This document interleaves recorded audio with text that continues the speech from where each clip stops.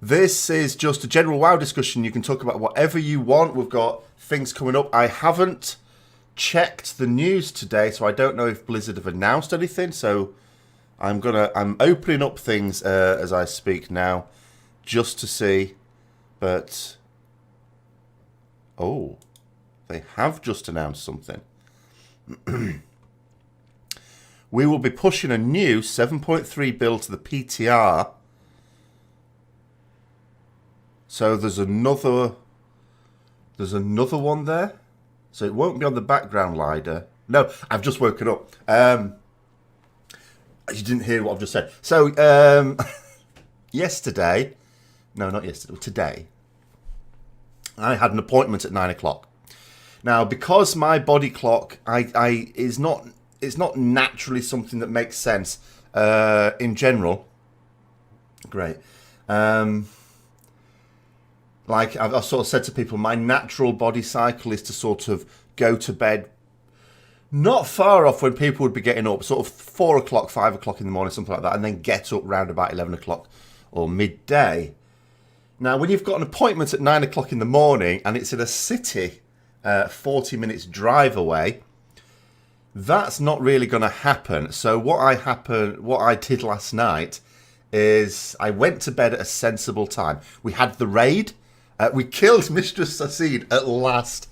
Those who were watching that, you'll know that I was very on edge towards the end there. And at the end, I'm just going to try and find the video now, because at the end, people were making they were panicking. They were hugely panicking. Some people said that they heard it because I was shouting. Because right at the end, people were making some very bad calls. They were panicking. They weren't listening to the raid leader. And I thought, no, we're actually going to end up with a wipe. We had a wipe on 80 million health last week. I thought, here we're going to have a wipe on 1 million health. And I thought, no. But it did actually die in the end. So I was quite happy about that. I'm just going to turn off volume there. Where can I hide this now? I have so many things around. So where was it? But yes, well, we said that. Do you know what? When we killed it, I actually said on Discord, can we just extend until Kill Jaden's dead so we never have to do it again? Now, the problem with this is I can't really find... What I would have done... Oh, there it is dead. So it must have been... Hold on.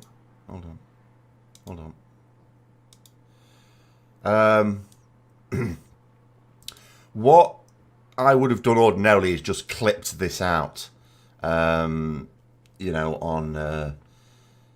and just edited it out instead of having the full 2 hour, 40 minutes sort of raid on there. But it's, at last. Because the way our guild is as well, we don't really get to a position. And I suppose this boss isn't that sort of boss anyway.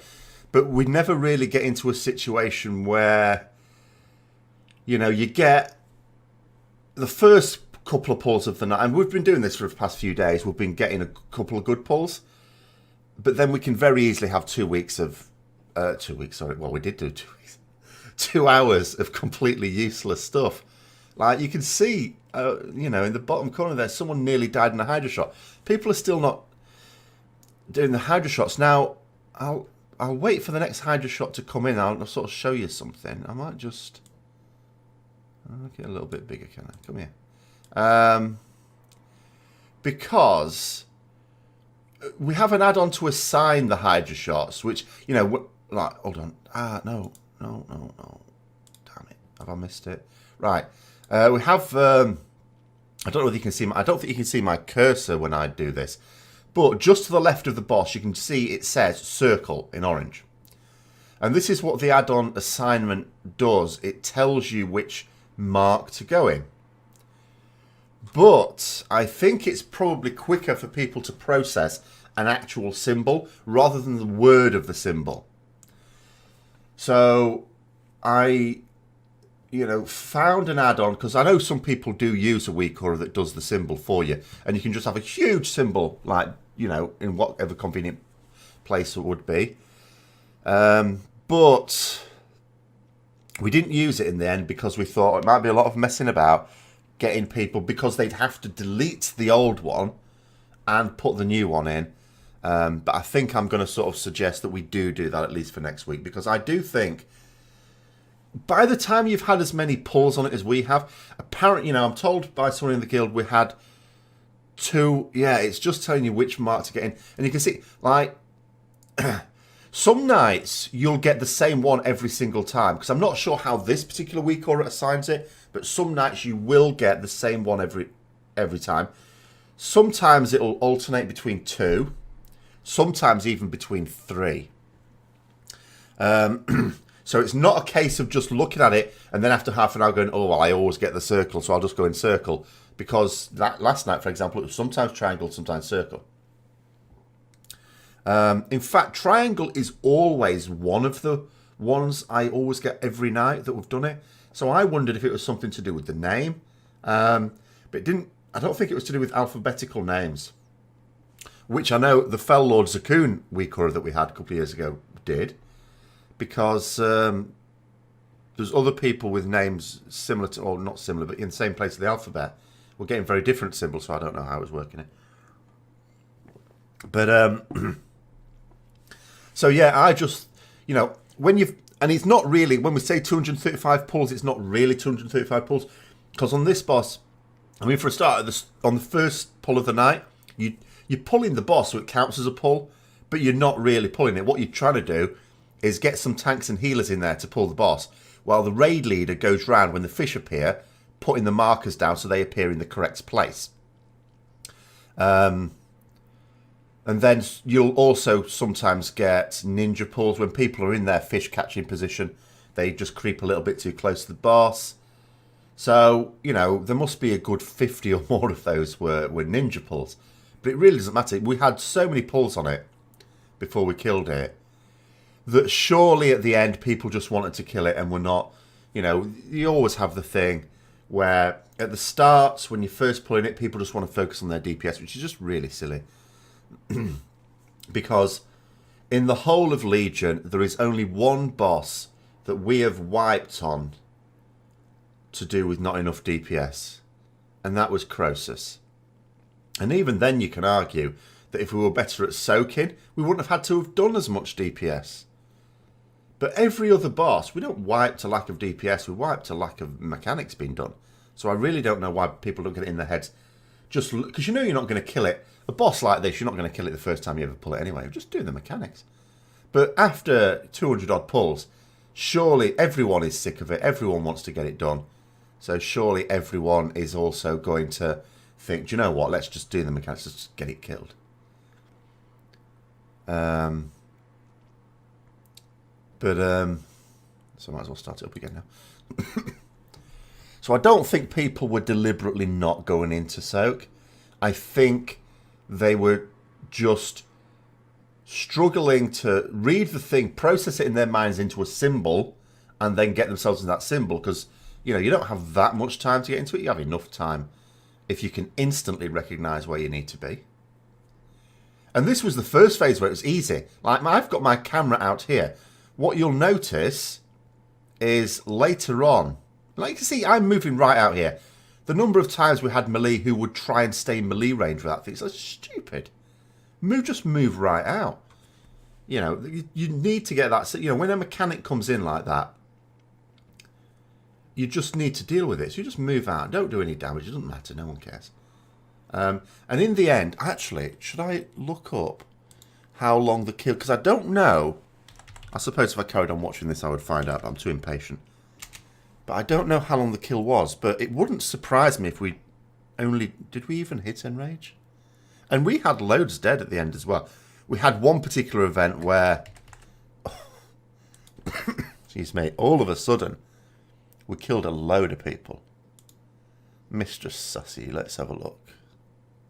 752. So we were 8 seconds off the Enrage. So we... and there's guilds that have killed this thing 15 seconds into Enrage. We didn't even hit Enrage. So that just showed you we had plenty of DPS. And if we'd have dealt with the mechanics better even on the kill, we'd have killed it even quicker because we'd have had more people alive.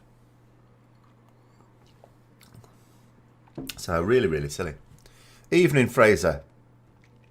Now, the other thing, I suppose, I'm going to keep that up there for a minute, that people may want to talk. I mean, it's, as I say, it's open house. You can talk about whatever you want. But I'm just checking through what Blizzard have said today. So there's a new PTR build going up.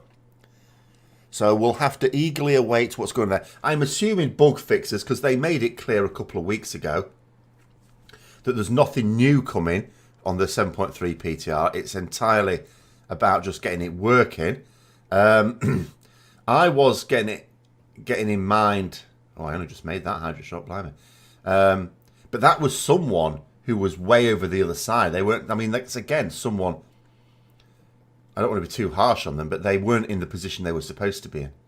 You know, we'd made it really clear that when the crashing wave comes in, we should all be around the boss to make the Hydra shots easy. Because the problem is when you're jammed up against the wall, you can see a line going into the distance. Sometimes it's process of elimination. You can see which symbol you need. You can see 3 of the symbols.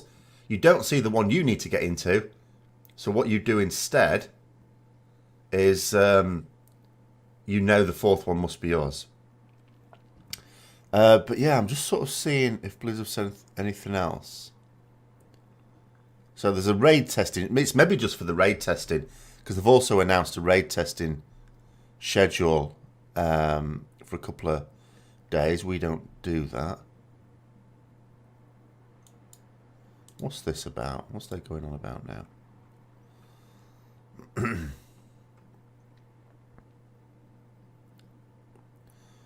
They're just announcing that next reset, Kill Jaden will be available in the LFR. We knew that anyway. So that'll be it. That'll be everything out for Tomb of Sargeras.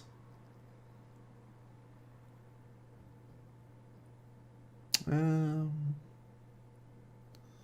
just loads of messages about the PTR.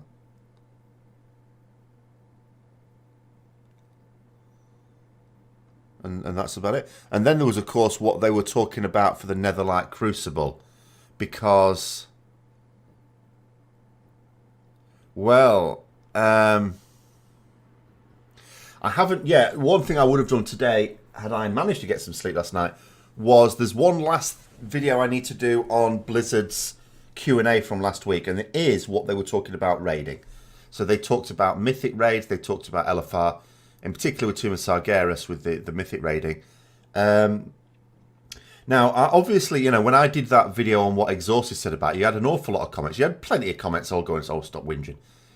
But you had some comments about, well, you know, oh, we used to at one time take weeks to kill a boss, sometimes months to kill a boss for the first time.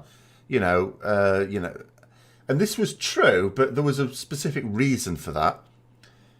But people were sort of suggesting it as if that would be better. And I wouldn't necessarily disagree. I would not mind at all if certain bosses were tuned so tightly that even the best guilds couldn't kill it quickly. So they had to resign themselves into farming for a bit and then kill it a bit later. I actually wouldn't mind that.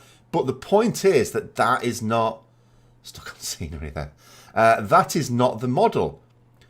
And I said, no, if Blizzard ever changed their philosophy on that, they would say, because they're not arseholes. And people were, say, oh no, it should be like this. And then I'm very pleased Ian Hazacosta did. It was nothing to do with 7.3. I think he only spent about a third to a half of the time on that PTR, on that Q&A, talking about 7.3. But he was asked the direct question, how long do you think it should take for the world first guild to finish the raid off? And he said a week and a half. Very definitely. He said about a week and a half. He said obviously it can vary. But he says round about a week and a half. So that just confirmed everything that, he made no excuses. He did sort of say that they hadn't got the tuning right. I mean, no one's beating them up about it. Exorcists weren't going mad at Blizzard as such, neither was I, neither were Method. But we were critical of the fact it didn't meet those required standards. And Ian Hazacostas did not disagree. He said, in fact, he went on to say, especially about the Exorcist post, he said he agreed with everything that they said about it in terms of the criticism. He said he didn't agree with... now here's a point. Hold on, quick. Damn it, can I... No! It's really difficult to fine-tune this. So he didn't agree with their solutions because, I mean, that was something that was actually quite good about exhaustive method. It's easy to criticise. Anyone can criticise. But generally speaking, what you want to do is offer solutions. See, there's some people that are sort of not getting into the Hydra shots all that easily. I think people losing at the last minute. So we got some people killed there. You can see the boss's health. I don't know if you can see it. Really, really low at this point. Really low. This is the point where I'm really getting on edge now. Because I'm thinking, oh no. Then, so another crashing wave. This is where all the abilities start to run into each other in a very uncharitable way. Another round of Murlocs coming in here that we're doing extra damage to people. Trying to clear up ink patches where I can. And then there was something that would have happened a few nights. Now, there was one time, I've become a small meme on this, occasionally, and I do mean occasionally, it only happens like once every couple of months or so, I think. I'll be doing a boss, and I'll suddenly get aggro, and I'll go, what's going on here? It'll turn out I've taunted. I've sort of, hit the wrong button and taunted. And it's always very strange when it happens. But we generally agree it's my fault. Now, what I normally do in this situation is take my taunt off the taskbar because you don't really need it for raids. However, this boss, there are times when a tank swap doesn't happen correctly. Now, in this fight, as some of you may know, where she attacks the tank, she'll put a debuff on the tank. The other tank then needs to take over because if she hits the tank with that debuff, it does massive raid-wide damage and will just kill people. And, there was a try just before we killed it where that happened. And we went from everyone being alive, I think, to actually everyone being dead, apart from me and my bubble, within a second. It's that nasty. So I said, I'm keeping my taunt on because if I see any of that purple lightning stuff, I'm taunting the boss. To make sure, to do it really quickly. And there was... Now, I've got the sound off, but I ain't got my headphones on anyway, so I won't hear it anyway. But there was a time where one of the tanks just basically called taunt, and I didn't even think about whether he was asking the other tank to taunt or whatever. I just taunted myself. We were that close to the kill that... and this is where this is what screwed us in a few of the later pulls in the night as well. Because the patches, like you can see, there's not loads of ads, so we were trying to make sure the ads were low enough so we could finish a couple off to get... We only need a small gap at this point. The room's such a mess. We only need a small gap. So we only need 1 or 2 puddles. And... but without finishing all the rest of the ads off. Because then when the next tornadoes come in, we need something to die quickly. So here's another There's another thing where... Yeah, that person's died in the circle there. So I just try and get myself in another one. But some people just die from it. So at this point, yeah, it's just major panic. People are dying. There it is. So the purple... It called taunt, but you can't hear that. The purple lightning came out. You can see, look, how many it's killed. I mean, some of those were dead, of course, from the weak Hydra shot. But I just instantly taunted at this point. And that's why it's sort of bubbled in there. Taunted it off. Because I'm thinking the boss is dead. But people were making really daft calls at this point. People were calling for people to go out and get fish. Look at the boss.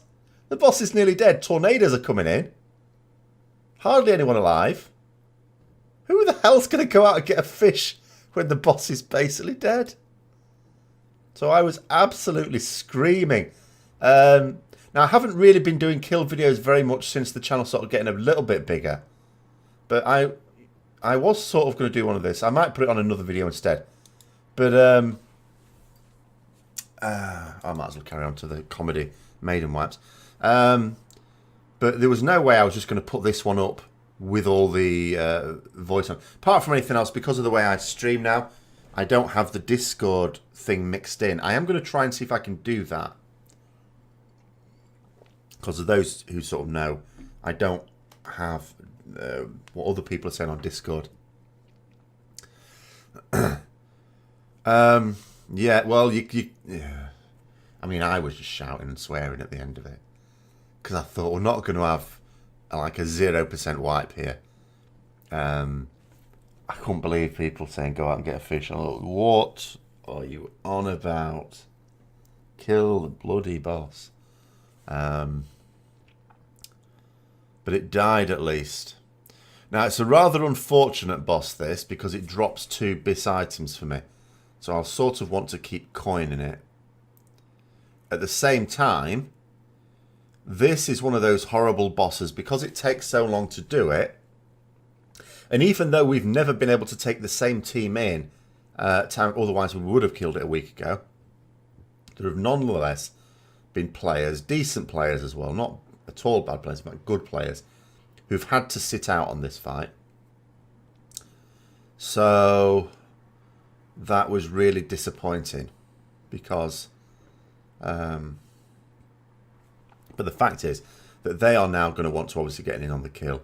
So I'll probably end up sitting... So there's going to probably become a time where when it's stream time, I'll probably still... Well, I will still stream. But I may be doing other things. Because I think it's only fair to let a few other people go in. And I bring nothing on this fight. I don't get a fishy or anything like that. And without a fishy, my single target damage isn't great. I exist, I think, on this fight. 1, because I've got a bop. That's always useful.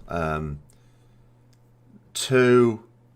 because I do the mechanics and call shit out. But also 3, I exist to shame anyone who does have a fish and does less damage than me. Which on the kill, I'm pleased to say, was not very many. It was only 1 person who managed to do less boss damage than me. But on advanced tries where we were wiping, I was generally in the middle.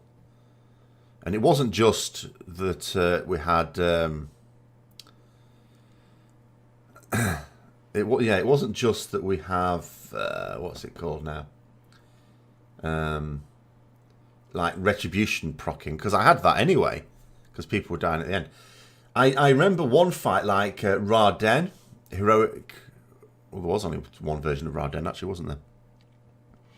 I sort of existed to shame people there. I don't know if people remember doing that fight in Mop, but it was the bonus boss at the end of Throne of Thunder. And there was one particular mechanic where some orbs came to the boss and you had to DPS them down. And so obviously this was a ranged job because everyone was huddled around the boss. But at the time, druids had an ability called symbiosis where they place it on another player. It's like and it gives that druid a buff, something, I can't remember what. But it gives the player who gets it as well a special ability, a druid ability. And when you place it on a Ret Paladin, they got Wrath, which is a spell, a ranged spell. So I got them to put that on me, on Raden, so that I could then target those orbs and come in. So at that point, I then existed to shame any ranged who did less damage on those orbs than I did. Although I wasn't there on the kill in the end. That was when Virgin was screwing over my connection. And I had like something like 10,000 MS or something silly. Don't even know why I call it, 10,000 MS. That's 10 seconds delay, isn't it? So it's completely unplayable.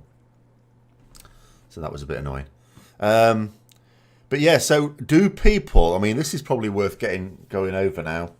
Because I did do the video on this. Excuse me.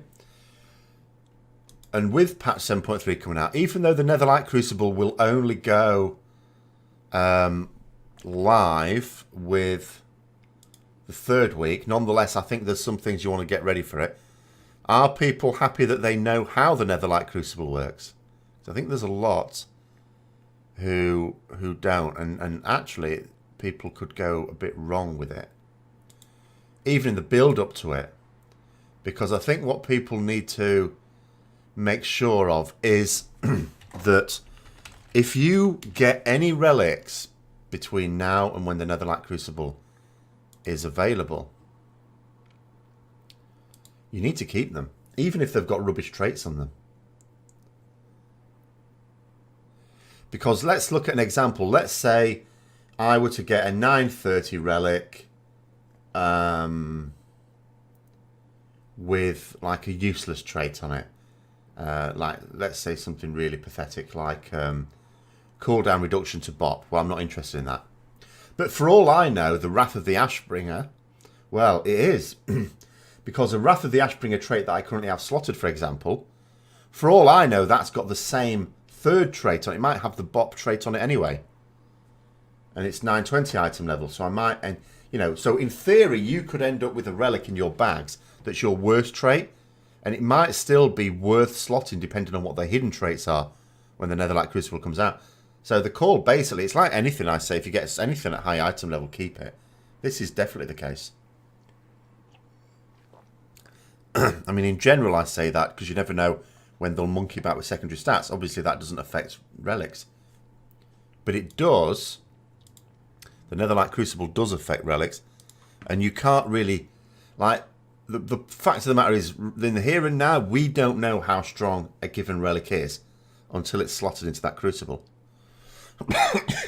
Well, the reason for it is it's to give you another reason to push artifact level, because once you've got to 52 at the moment, sure, you get better with each additional point, but it's not that much better, and for the amount of time and effort it takes, it's certainly not that much better at all. But now they're going to increase the artifact knowledge again. I'm not sure what the new cap is actually. But I'm on about, I think, 46-ish on the PTR, because it just happens by default as well. That is something that's essential, because I can't even be bothered on my alts. It take no time at all, but I can't even be bothered to log into them all each week and just put some orders in for the artifact research. The only reason they're all at 40 is because I got that tome on my paladin and sent it around to them all. So the fact that it will just happen automatically whether you log onto them or not, and you don't have to do anything with an NPC, that's quite good. But it's going to go up more slowly as well. It's going to be once a week instead of once per 5 days.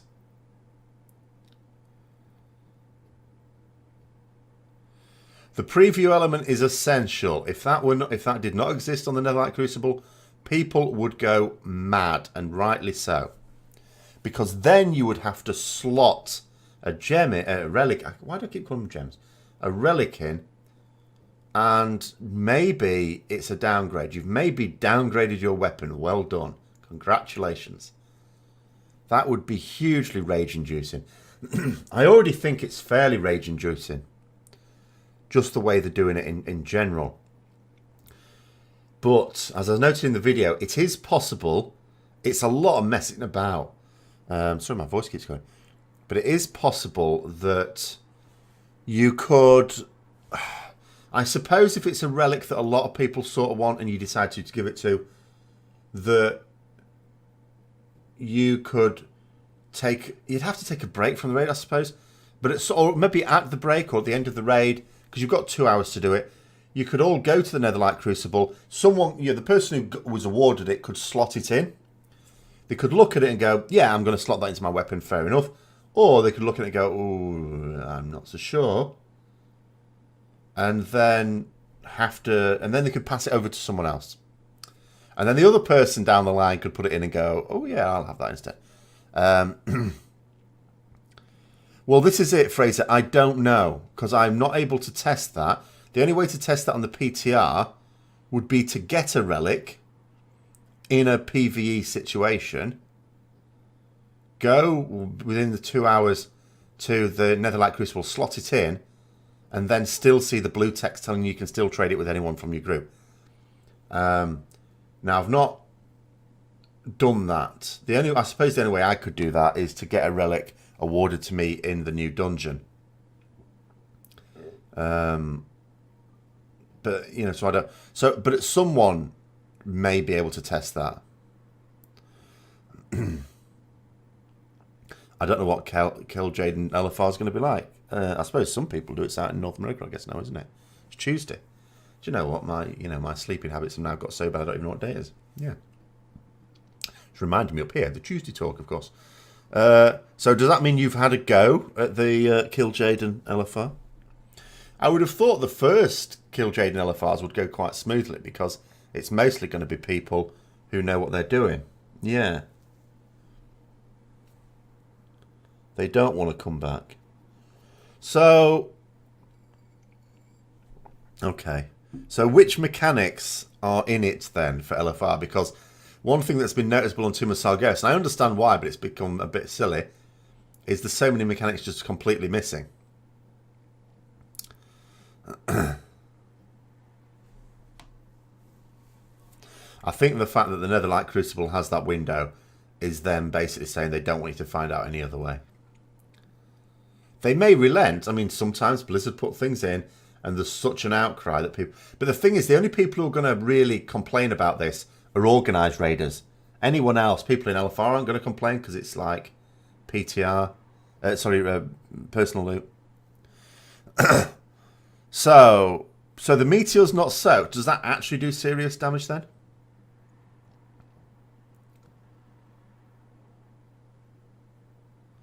The ad still spawned. See, the thing is, you're going to expect that. You know people are not going to stack with those ads. Really? So it can actually wipe you if Armageddons are not soaked? Oh my god. So there is a mechanic. Do the orbs blow you back? And can you, in theory, get knocked back off the platform? Because I'd be very surprised if that's the case.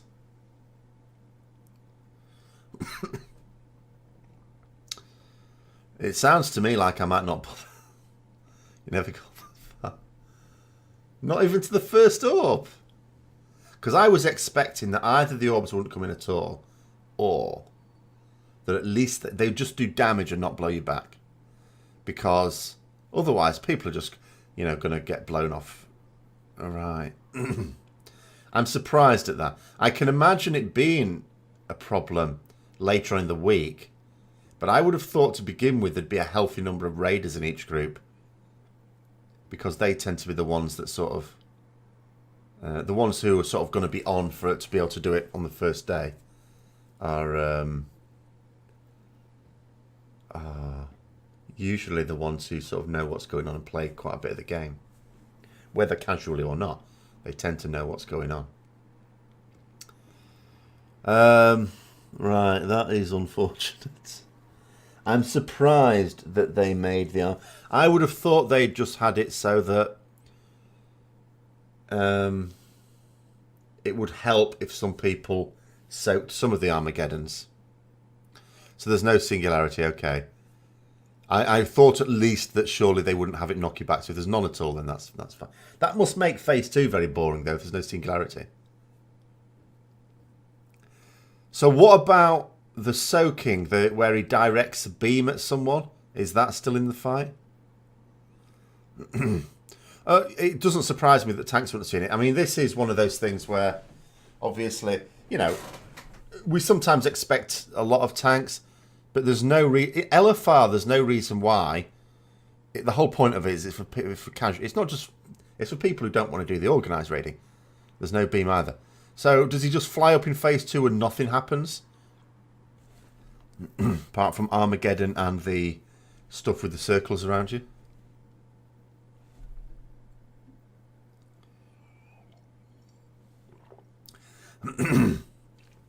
I would be very surprised if as many as even close to 20% of people kill Jaden on normal or higher, simply because I didn't even know that excuse me, that proportion of players even did raiding.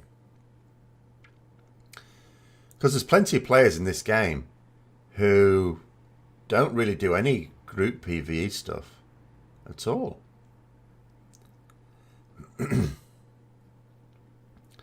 So I'm actually a little bit surprised that it's even close to that. Because out of the people who do it, you can imagine getting into Porgs for a lot of people is okay for the first bosses, but they're probably not going to be invited back for the Kill Jaden one. Because usual thing for Kill Jaden, isn't it? Kill Jaden normal must have cutting edge and must have like 950 item level.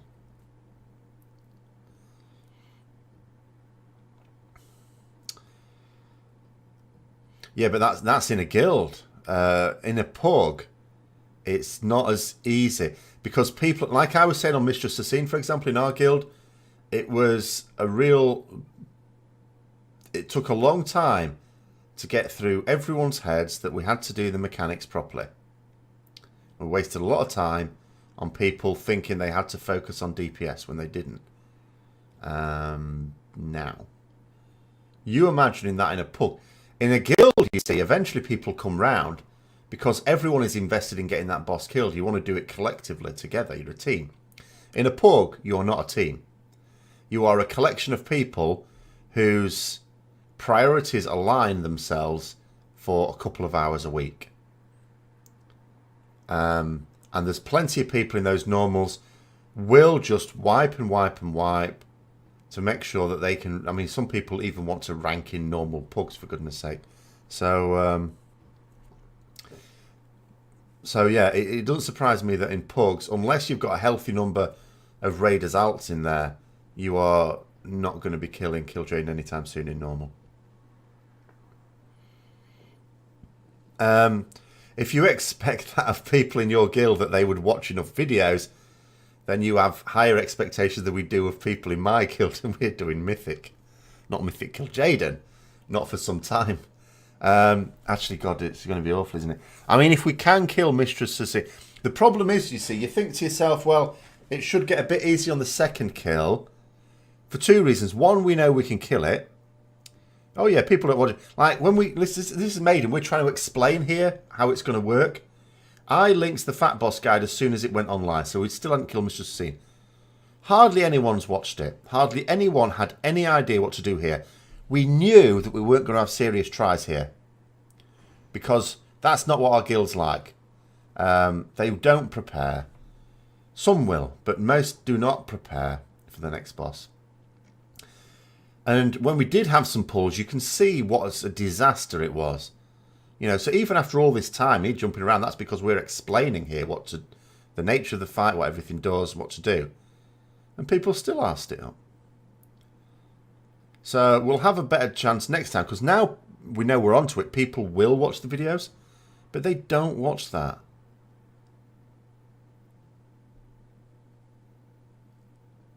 Yeah, people just don't watch it.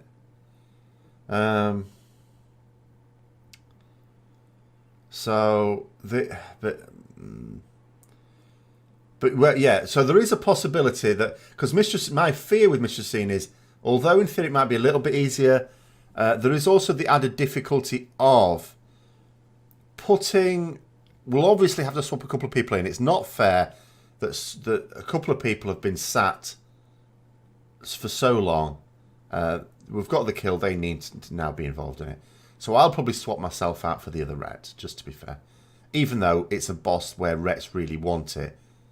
But it's also a boss where Rets are not really... I mean, we're not useless. But we are not terribly useful. It's a shame. It's one of those fights. It's one of the 2 or 3 fights in the whole of an expansion where Bop comes in useful as well. But anyway, so yeah. So there is a possibility we could kill it a reasonable time on Thursday. And then let's say we kill Maiden on Thursday because everyone is prepared. And Maiden, I've tried to emphasise to people, and this is likely to fall on deaf ears with some. I'm told by people who've killed... Obviously, I don't know, but I'm told by people who've killed Maiden that there's no DPS check at all. It's do mechanics, the boss falls over.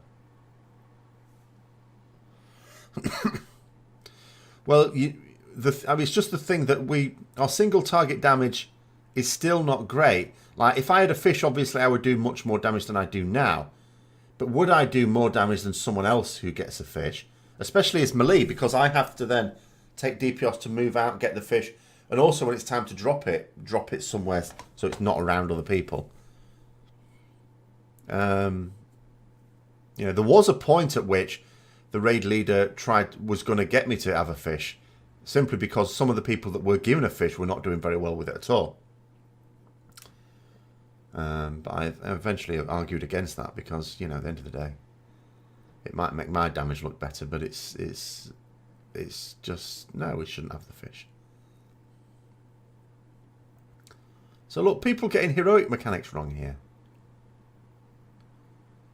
I don't know what that was doing there. But, so yeah, this ended up just being a complete... We knew it was going to be a bit of a mess. We just needed people to see the fight. Because if we just got people to watch it, there'd still be some people who are unprepared the next night. Oh yeah, eventually. Like, we only need... and nothing's decided yet anyway. It's not even me that decides, it's Radley that decides. But nothing... You know, we just need the other guys to get the kill. And we can't obviously swap too many people in, because it's still a really tough fight. We still need people who are going to be able to do it. We don't want to wipe for another week on Mistress of Scene. Well, it got better, I think, on one of the last pulls of the night, if not the last pull. We started to get the point where people weren't dying in that first bit. And then when it came... Because on Heroic, you just have people on different sides. You have Holy on one side and Fel on the other. It's easy, in theory. But on Mythic, you can't have that. You've got to have some Holy and some Fel on both sides. Because the orbs, like on Heroic and Normal, when you go to the side and the orbs spawn in, you obviously soak the orbs that are the same colour as you and try and get everyone to get them. And the other orbs you let go past. On Mythic, you cannot let those orbs go past. All of the orbs have to be soaked. All of them. So you have a melee group with Holy on one side and Fel on the other, soaking their respective orbs. And the ones that then go past them, the ranged with the opposite debuff, have to soak. Because it's easy for the ranged if you think about it. They only have to soak the ones that come their way. It's melee that have got to have the fastest reactions on this one. But... So yeah. And to be honest, I'm just trying to think. Do I even want anything off this boss? What does this boss drop? Tier-wise. Does it drop tier? It does drop tier, doesn't it? I can't think what piece it drops.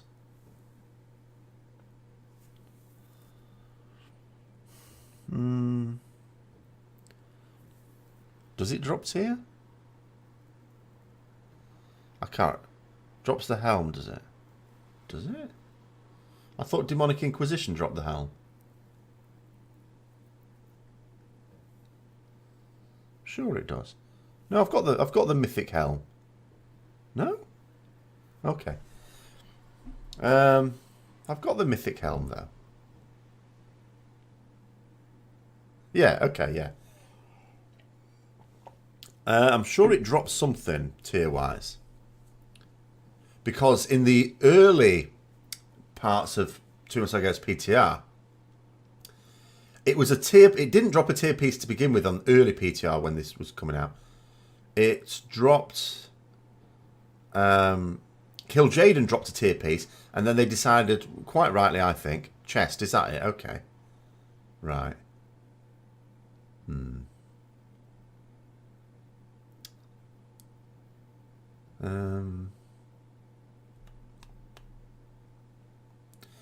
So it's possible then that I don't even need the boss. Now, if I don't need this boss, I could also potentially sit out on Maiden. Because I've basically given up on this tier. Tomb of Sargeras is not going to go down in history as one of my favourites at all. Now, some of those things are you know, not a criticism of it as such. It's just circumstance. But, and it's one of these things, I don't want to go mad about the Retribution Paladins and such, but because when the guild, for the top guilds, yeah, Retribution Paladins were just not something you brought. But for my level of guild, it's not actually a disadvantage. I could be there on every boss. I could be there. There's Rets now progressing on Kill Jaden. So it's important to note that when we talk about classes and specs not being taken for certain fights in a tier, we're talking about the very top guilds that have to min-max. Guilds lower down don't. But at the same time, you can still imagine there might be more suitable people. I mean, we're all right on this fight. Actually, even for the top guilds, we were okay on this fight. It wasn't a major disadvantage for us. I need to find my character's armory. Because I'm trying to think what chest I've got. Everything's been quite slow.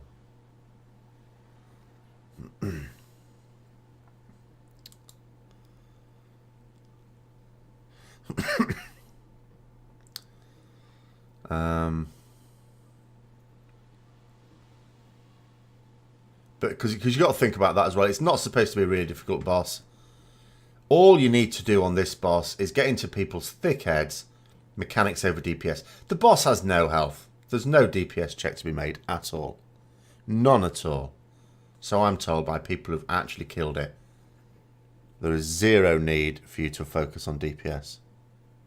Oh yeah, I do have the heroic tier piece. Actually, it's got haste on it as well. In theory, I do need the... Oh, God. Yeah, so in theory, I do want this boss for the tier piece. I don't think anything else it drops I want. I certainly don't want the trinket that drops off this boss. Pain in the ass, and doesn't do us any good anyway. I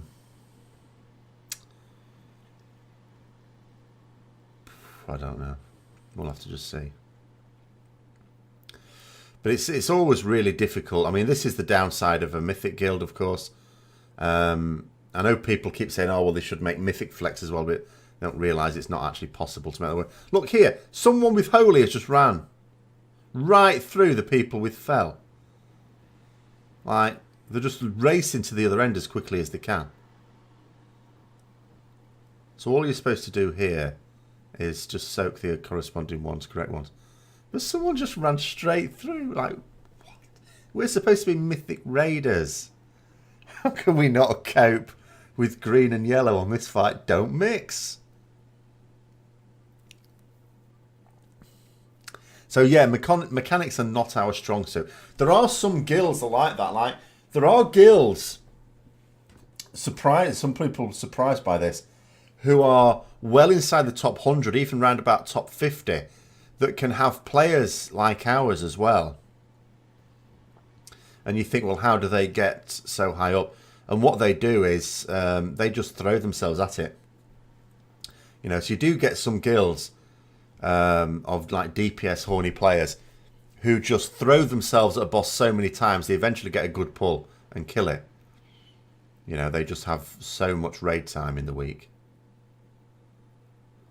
But when you're only going to raid 3 times a week, you really like it if people can sort of cut out the rubbish a bit quicker.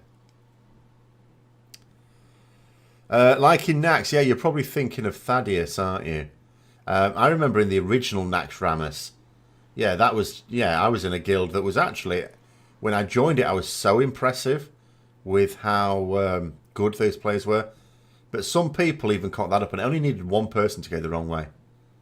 And it was a right mess. In fact, there was also another problem with Thaddeus in the original Nax version, in that, because WoW was always very good for being able to run on a potato.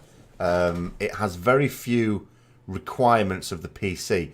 So you used to have, this was when Pentiums were out, I had Pentium. But for those who remember into the distant dark days of early PCs, there were some people with like 486s, which is even at the time a low spec PC, who were able to run WoW and raid on it in 40 man. But Thaddeus caused such problems. There were so many things going on. It was known for making people disconnect. And I remember I never had a... Obviously, then you can't take those people on that fight. And I didn't have any problems disconnecting at all.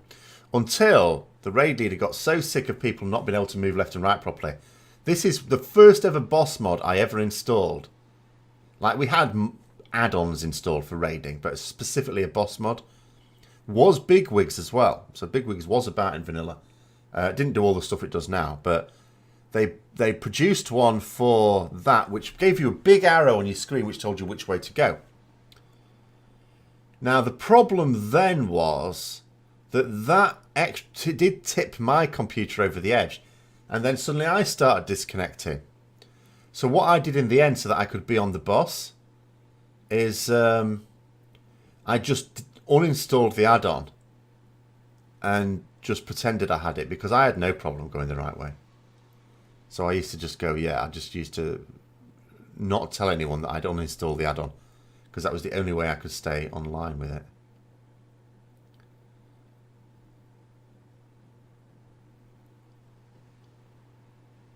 But it was, yeah, it was amazing. I mean, just to highlight it, I remember when I stopped playing WoW, ironically after the second version of oh dear, I didn't know all that. The second version of Nax in Wrath, because that was such a god awful tier. So I just stopped playing WoW altogether because I thought if this is the way things are going, I didn't actually realise that the next tier was going to be very good. But I just thought if it's going to be like this, where, you know, I'd got to level 80 around work, so it took me about a week to get to level 80 at the beginning of Wrath. And then it took me a few days. It took me longer to level than to clear all the raid content. You know, we used to just go into these raids and just kill the bosses. There was no progress done on them. We just killed them. I mean, sometimes we were wiped a couple of times, but that was it. Even Malygos, which took us a full night, we still killed when we went in to kill it. So, yeah, it was like first week level to 80, second week kill all the raid bosses. Oh, we've done. All that was left to do then was achievements, which were more difficult. But I thought if we're going to be in a cycle of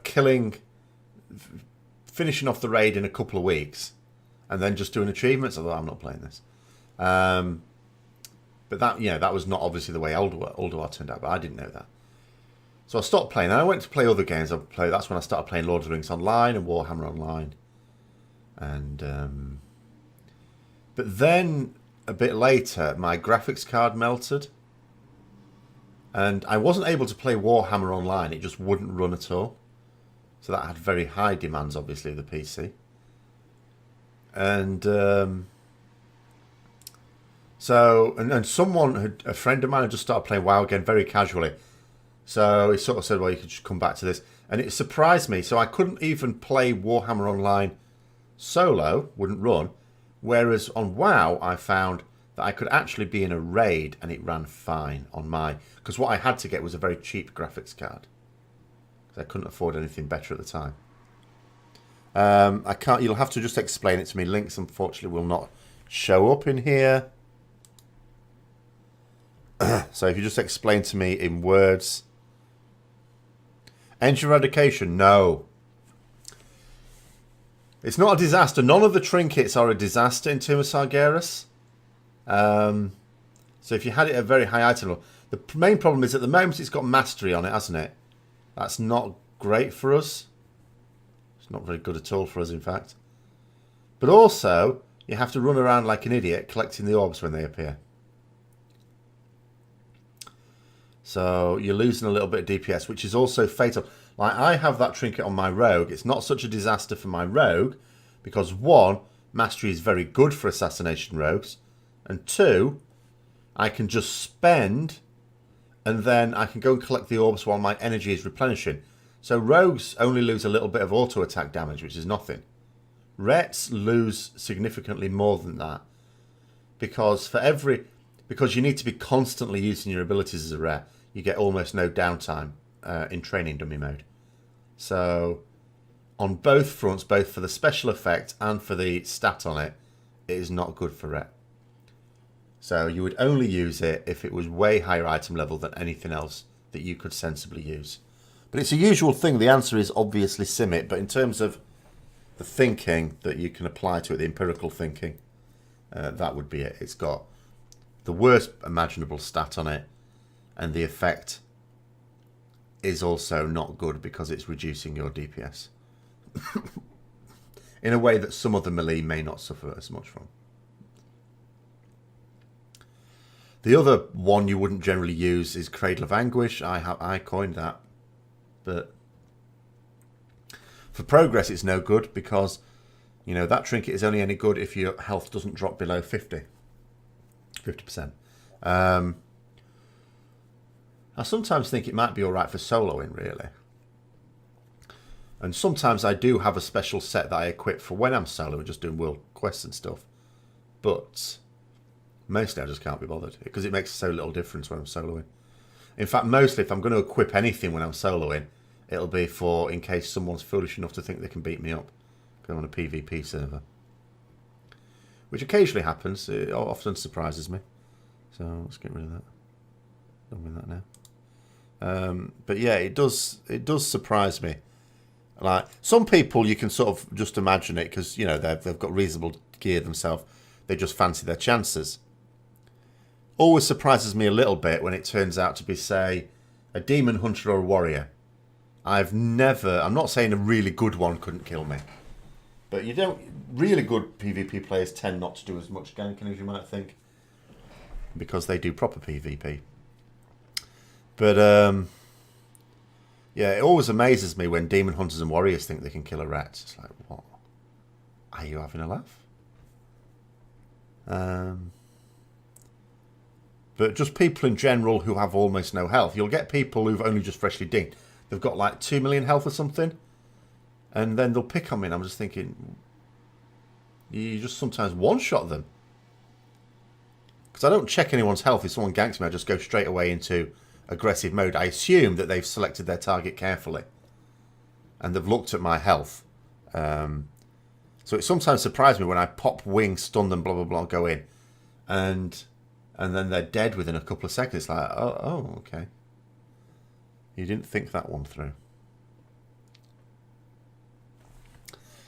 But anyway, thankfully it doesn't happen that much. Most people are fairly sensible with PvP, even considerate. It did surprise me because I held off joining a PvP server. Because, you know, for a lot of years, obviously my preferred way of raiding would be as Alliance, which I am now, and on a PvE server. That would be preferred. But for whatever reason, over the years, the best raiding guilds have tended to migrate to PvP realms, to the point where in the EU at least there is only one PvE realm, Alliance PvE realm, worth joining, and that's Silvermoon. And it's just the way it's worked out. Whenever I've been looking for a guild, there's never been a decent guild on that realm recruiting, so I've never sort of found myself there. But that's a shame, really. But for many years I would insist on, right, it's got to be Alliance and it's got to be PvE realm. And then at the end of MOP we killed Garrosh and that guild was sort of collapsing. And I had to join another and I had to bite the bullet. I just came to the conclusion, look, there are no decent guilds at all. And as a Ret Paladin as well, you don't have that much choice. So I eventually bit the bullet and went to a PvP server. And then when I ended up leaving that guild, or another one, towards the end of WoD, I ended up doing both. I ended up joining a Horde guild on a PvP server. I didn't like that much at all. But so now I'm sort of stuck on. I've accepted PvP rounds. I still prefer Alliance guilds though. People sort of can't understand me because it is the faction of gnomes, but that's not my fault. In terms of everything else, High Switchblade, it is a lot better. So I'm just trying to find if Blizzard have been saying anything else of interest today, so I get myself caught up.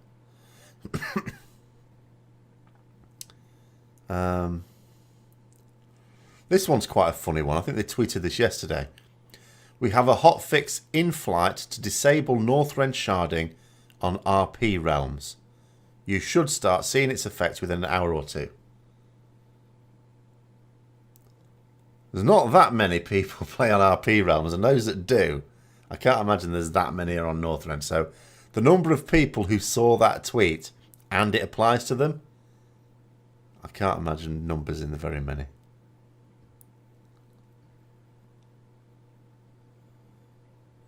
Oh, this is quite a good one. I like some of these tweets. This is Muffinus. I like Muffinus.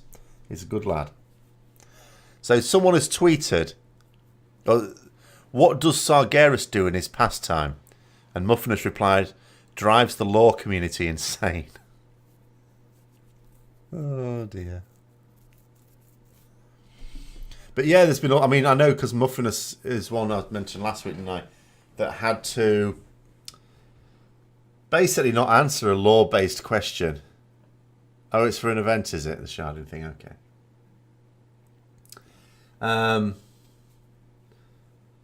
But he had to answer a question, didn't he, last week I mentioned, where someone had said, hang on a minute, look, so we're told that demons, like, you have to be killed in the Twisted Nether for it to be final. And that was clearly stated in Chronicles, which was supposed to be the tome that sets the seal on everything. That says, this is the way it is now. We're never changing this version of events. And then we're told that Argus is a suitable substitute for the Twisted Nether, which I know a lot of people have come out going, oh, well, yeah, it also applies to things that are close to the Twisted Nether or linked to it in some way.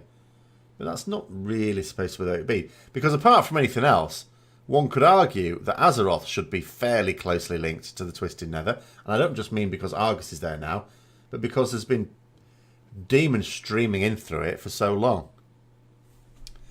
Annual jousting tournament. Oh, see, well, this is the... Is this to do with the Argent Dawn, like, tournament grounds?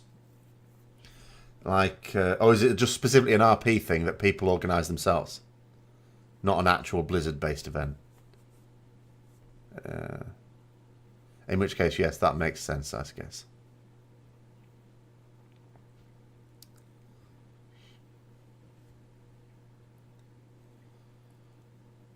The Argent stuff was the stuff I sort of essentially missed out, because I stopped playing the game at the end of Nax, just before World of Warcraft came out. And although I came back to play very casually in ICC, it was purely that. And didn't come back properly to raid again until the end of Cataclysm. So people keep telling me I did actually miss some very good tiers of content. The judgment window goes away. I don't think any class or spec is going to have their gameplay significantly change for the next expansion. I don't think there's going to be any significant changes. So the way classes and specs play now is, I think, essentially going to be the same way they play in the next expansion. They don't overhaul specs in consecutive expansions because of the amount of work it takes. The massive amount. So what they tend to do is there's been several expansions where they've had an overhaul. The TBC, they had a big overhaul of specs. And then they just sort of refined it in Wrath. And then Cataclysm came around, they had another big reinvention of the specs. And then you can argue it didn't change much in the next two expansions, Mop and Wad. And then Legion, they've had another big reevaluation and redo. They're not going to change that in the next one. You just beat Kil'jaeden in LFR. Well done. So you can tell us about all the mechanics that go through it then. So there's no singularity. What about the beam that has to be soaked when it's up in the air? Is that a thing? And how forgiving is that? Because on normal and heroic, it's not just a case of getting enough people in. There's no... Oh my God. So what do you do when it's flying in the air? That's it. What a load of rubbish. That is it. Oh, determination. I'd forgotten that was a thing. So what about the Illidan phase then? What's that like? Is it even a thing? Do they even have the Illidan phase? Because I can't imagine they're going to expect people to run around and get that Illidan buff. You still have to do the Illidan thing, though. How do people find him?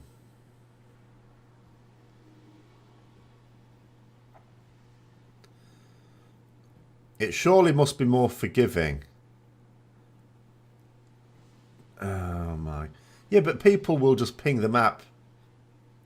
Like, troll people and stuff, won't they?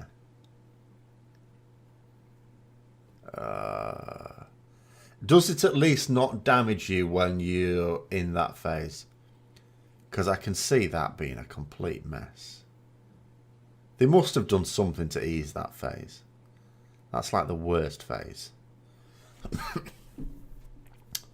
On normal and heroic, it's the worst phase. Right, okay. Oh, not...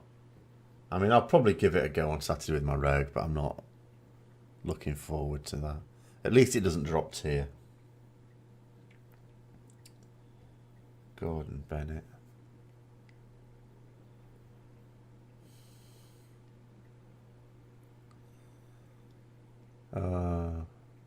Okay then, so the last phase, where you've got the orb that in theory people would like to kite into the rifts. Is that a thing? The risk, I mean, presumably darkness doesn't... Do I mean darkness? The casty does, that does a load of damage. Presumably that doesn't do that much damage. No orb, okay. That makes sense. Because that would just be half the room on fire every time. Do you have to get into the rift, though, if we're honest? Because I'm going to be honest, even on heroic, it won't kill me if I'm on full health. That casty does. I haven't done Mage Town my alts. I don't care about my alts. At one point, like, I will probably go through all the skins look like.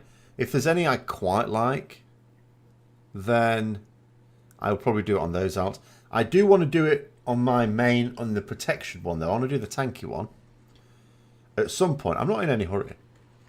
I'll wait until it's so simple that even I can do it. Because I'm not wasting... Like, at the moment, see, I almost never have nether shards. I should stop wasting them on those stupid holy... those relics that I never get anyway. Because at the moment, I actually need to farm some nether shards. I'm on 29. I did the quest where you go down to that demon and give it 100 nether shards. It gives you a key for a chest. And I went down there and he wasn't giving my key. And I was like, what's going on? Am I lagging here? And it was just because I don't even have 100 nether shards at the moment.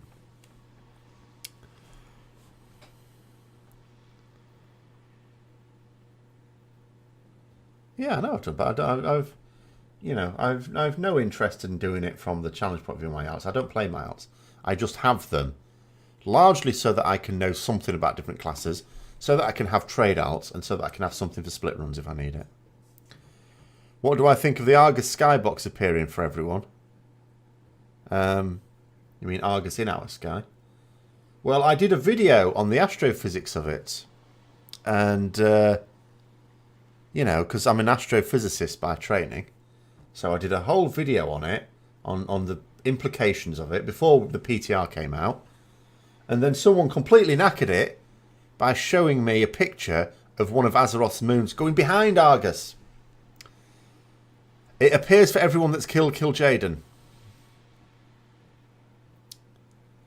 So once you've killed Jaden on any mode, then it appears in the sky. So it's been around for quite a while for people who killed Jaden when Two of Sargeras came out. And it also only appears on the alts that have killed it as well. So any characters you have who haven't killed it, it won't appear for them. Oh, it appears now without killing Jaden, does it? Oh, okay. Does it? Ah. Well, yet another indicator then that the patch is very, very imminent. I wonder if it is as soon as... I still think... I'm a little bit more hesitant. The fact that there's nothing on the background launcher makes me hesitant. But... I'm still thinking in terms of next week. But maybe it's not next week. Maybe it's the week after. Maybe it will be the 77-day thing still. Maybe it will be at the end of August. I hope it's not. I certainly don't think Blizzard intend to wait that long. Well, it must be that the patch is really close, because obviously when 7.3 comes, then we're going to go to Argus, regardless of whether you kill Jaden or not. Because that's solo stuff. But yeah, I mean, in the background here, of course, you can see Azeroth from Argus on the PTR. And this is another thing that completely knackered it, because you can see... Because before the PTR came out, I was hypothesizing that they were, let's assume they're roughly equal-sized planets. So that Azeroth would look the same in the Argan sky that Argus does in the Azerothian sky. But it doesn't. Look, Azeroth's huge. Which means that Argus must be a much smaller planet. Which means that the gravity shouldn't be as great. But it is. You can't jump higher on Argus than you can on Azeroth. So, yeah.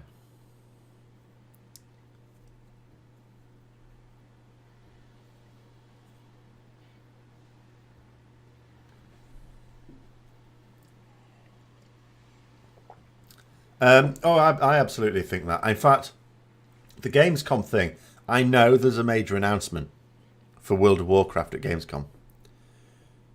Without knowing what, but what else could there be? There is no other major announcement you can make for World of Warcraft. Well, it's completely screwed up, though, because it now makes no sense at all. I mean, obviously, I had to gloss over the fact that you have a planet suddenly hove into view in orbit around you, then that is going to cause worldwide devastation. It's going to be earthquakes and floods and all sorts going on. So it would have wiped out life on Azeroth in reality. But that didn't happen, so you gloss over that bit. It is a fantasy game after all. But then I decided to try and infer other things from it. And then someone, after I did that video, showed me a picture of one of the moons of Azeroth just poking out from behind it, which suggested that Azeroth is between us and Azeroth's moons. And that just completely screwed it over.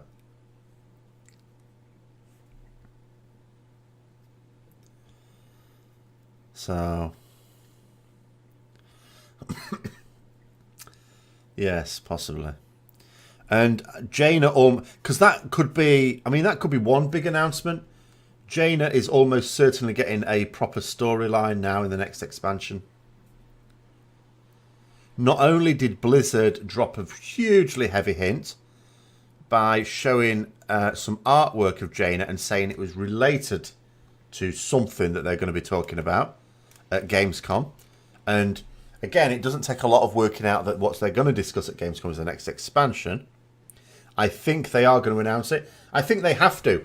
You've just got to look. Even if I didn't know that there's going to be a major announcement at Gamescom, which I do, you would still think they've got to.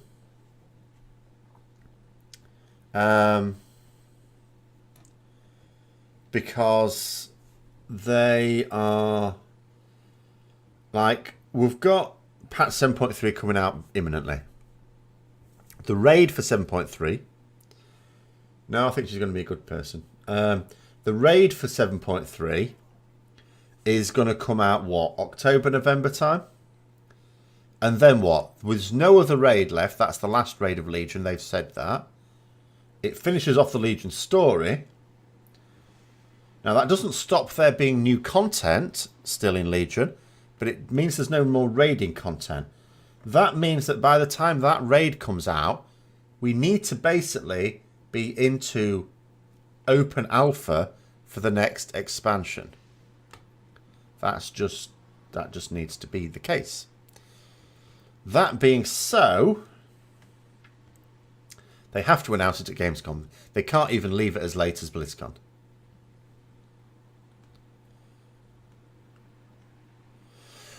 Now, the time of the expansion is really curious because it's really obvious, isn't it?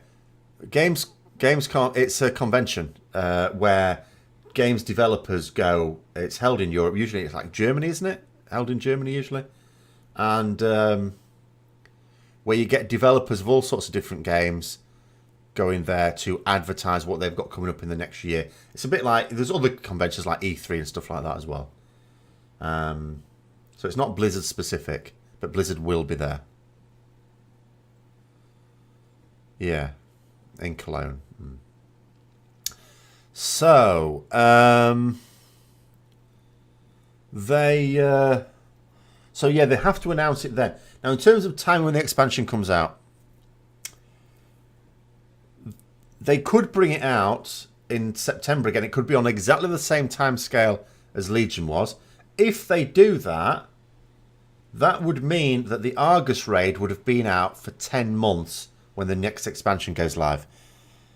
Although that's reasonable for me, as long as they bring out more content for casual players, Blizzard have been very, very keen to sort of say that to have this regular expansion coming out. They don't want to be accused. I don't think 10 months is too bad, because you've got to bear in mind this. The people who will complete the Argus raid in a reasonable amount of time will be the very people who will be doing the testing on the alpha and beta anyway. Obviously, you also get casual players doing the testing. You need everyone of all levels to test. You don't just want your more serious players testing, because there's some types of content that they don't test as well as more casual players. But yeah, so I don't think that would be bad. But at the same time, they don't want to be accused of a content drought, because as much content as Legion has been producing, there are still people who believe that there's going to be a content drought at the end of Legion. Now, Blizzard absolutely do not want to validate those people. Well, the other thing, well, that would be it coming out in September. Now, let's say that it came out in, say, June. It couldn't come out any earlier than June. It will come out sometime between late June at that, late June, July. But then that would be coming out in the summer. And they've never really done that. In fact, one thing that's always annoyed me is that as a teacher, I basically have a quarter of the year off. Let's face facts. There's 13 weeks in the year when I am not at work. And if an expansion came out in one of those 13 weeks, I could actually no-life it and level up a character in 24 hours like everyone else does, no problem. Or less than that, in fact. I've never been able to do that. You know, the expansion releases have never coincided with out of term time. It's always been in there. Now, statistically, that should be getting a bit unlikely now. Unless it's deliberate. Unless there's certain times of the year that Blizzard avoid bringing releases out. And summer may well be one of them. I mean, in general, summer content isn't good because, like, at the moment, we knew we as a guild are much better prepared for Tumasagos than we ever were for Nighthold. So in theory, we should do better. Previous releases, let's go through them then. So TBC came out in roundabout January, didn't it? Then Wrath came out in like October, November time. I think it was, can't remember exactly, it was roundabout October, November time. Cataclysm, which I wasn't about for, so someone's going to have to tell me here, I think was September, October time. But I wasn't there for it. I wasn't playing the game at the time. So I could be wrong on that. When did Mop come out? Yeah, no, yeah, Wrath, yeah, I know it was round about then. Because my timestamps for killing the raid bosses was November, but I couldn't remember if it was late October or early November. But okay, November. Cataclysm, I think, was round about September, October. But that's just, I wasn't there at the time, so I don't really remember. I can't remember Mop. I've got a computer, shall I look it up? And then WOD came out round about October-ish time as well. Or even November. Because I remember doing Highmaul over Christmas. We defeated Margok in January. So that would have been late on the year as well. And then, of course, Legion came out on the day I went back to work on like the 30th of August. Thanks very much. Right at the end of summer. Well, I think they should actually do something good for PvP. Because I think it's an embarrassment, PvP, in this game. But anyway, that's my view.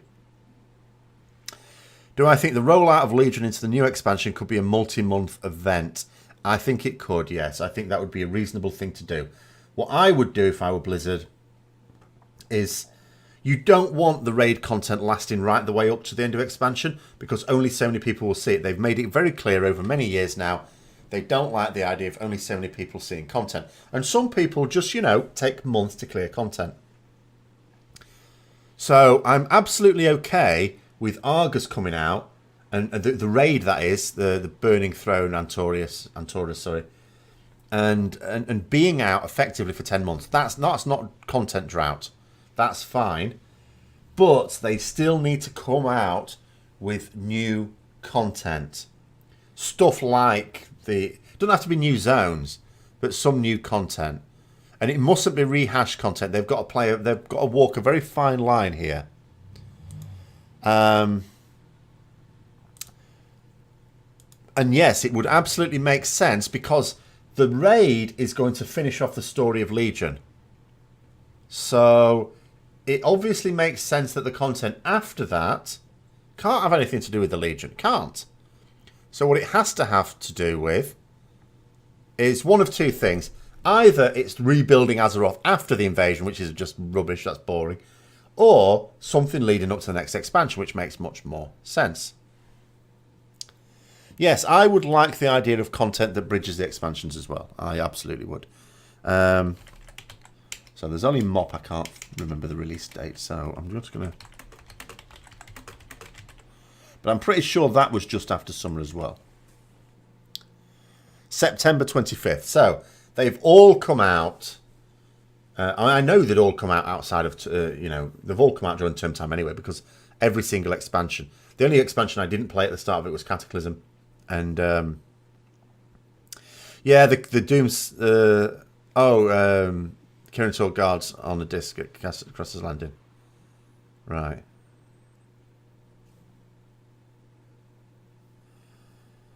Yeah, the Doomsayers...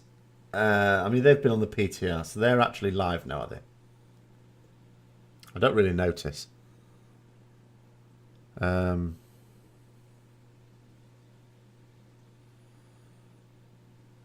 there you go then. So it is much imminent. The only thing that's... Because I've thought for some weeks it's going to be next week. I've said as much. But the only thing that makes me slightly doubt, as I say, is this new build on the PTR. But if the new build is just because of the new raid bosses that are going to be tested this week, which it probably is, then that could still mean it's next week.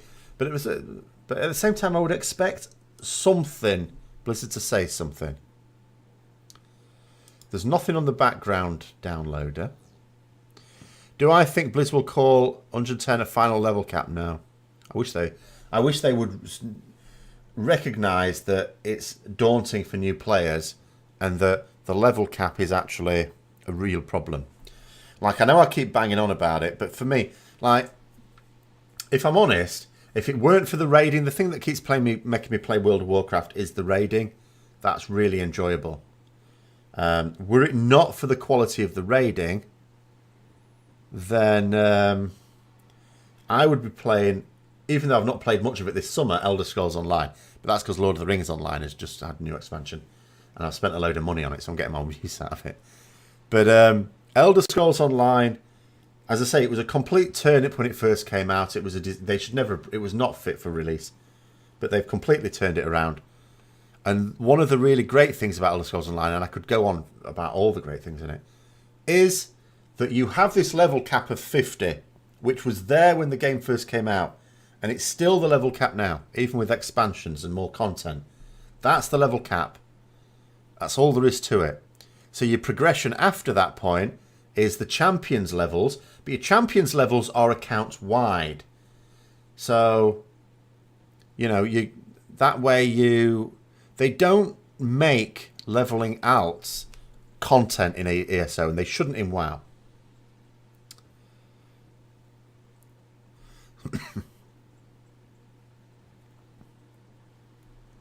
I can't remember what my pamphlets were saying when I was looking at it on the PTR, actually. But, although, that'll explain why it's just suddenly appeared on MMO Champion as well today. So it's got all the pamphlets there. I wonder if you have to do the same thing, because when this came out, I did a video on this when the Doomsayers came around before Legion. And there was a way to get all the pamphlets really quickly. Because what normally happens is you get a pamphlet and then you sort of locked on it for an hour or so. So you can't, if you try and ask a Doomsayer for a pamphlet, then they won't give you one. But there was a fiddle with it. What I did, it benefited from having two accounts. Is that I have two characters. I have one who can res and one who took off all their armour. And what I'd do, the character who can res I'd have by the Doomsayer. The other one, I'd get the pamphlet, naked, apart from the boxer shorts, get on my Griffin, fly up, drop off the Griffin, fall, kill myself with the fall damage, res up, and then because you've died, that somehow resets the timer, then get another pamphlet. And I used to keep doing that, killing myself over and over again, until I hold all the pamphlets in like 10 minutes. So I wonder if that still works here. I might have to test that out. I won't bother testing it out on PTR, because I haven't got two accounts on PTR.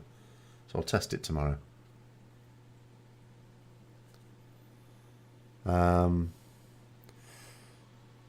It does work. There you go then. So, you can just run back, of course, when you die. But it's quicker if you've got someone to res you. Well, if all you want to do is read them, then they're on the front page of MMO Champion.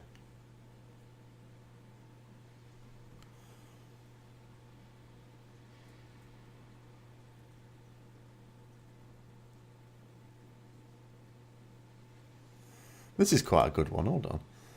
Demon Disguise Exchangers. The Dark Moon Theatre Troupe would like to offer a sincere apology to our customers. While we were fulfilling orders for demon disguises, we accidentally sent out dragon spawn costumes instead. These might look similar to demons, claws, scales, etc., but they are quite different. Do not approach the Legion in a dragon spawn disguise. Doing so may result in injury, death, or damage to the costume. Please return your dragon spawn disguises to us, and we will send you your demon replacements. We guarantee that you'll receive your order before the Legion launches its final invasion, or you'll get your money back. It was an achievement before.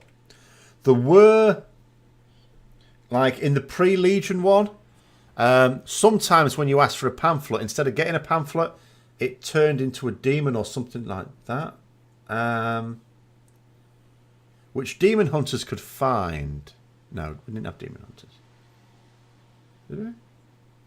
Or people with like potions or items that allowed you to see demons. And that dropped rewards. That could drop a toy or something. Yeah, when Elder Scrolls Online came out, I was so hyped for it. I thought, you know, because I played a little bit of beta, only like the weekend beta, so I could only play starting zones, nothing else. But I was so hyped for it. Hunters as well, yeah. Yeah, Dalaran is the Kirin Tor, yeah. It's specifically, like lore-wise, it was a city that was set up for mages because, like, in the background story-wise, mages were sort of persecuted a little bit by general society. So Dalaran was formed as like a sanctuary for them. So, you know, in a place where they wouldn't be treated with suspicion.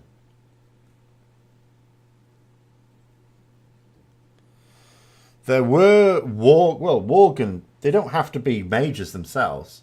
Although you can have Worgen mages, can't you? But there's like in the because you've got two other factions as well. It's not just the Kirin Tor and Dalaran. You've got the Alliance faction, whose name I can't even remember, and then you've got the Sun Reavers, which is the Horde faction there as well, which have their own little bits of Dalaran. But Dalaran in general is run by the Kirin Tor. Before Wrath, yes, you had the zombies, the zombie apocalypse thing. That was fun.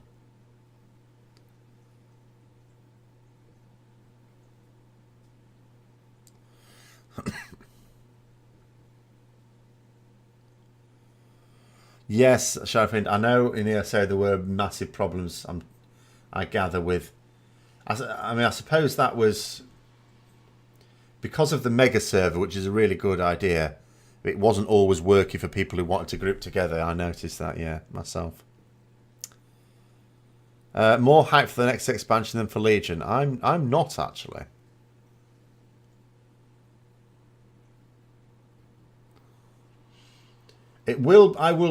I'm curious to see what's coming. I mean, I am, you know, obviously I want to get into the Alpha. Silver Covenant, thank you. It's embarrassing that I don't remember the name of that when I am an Alliance player.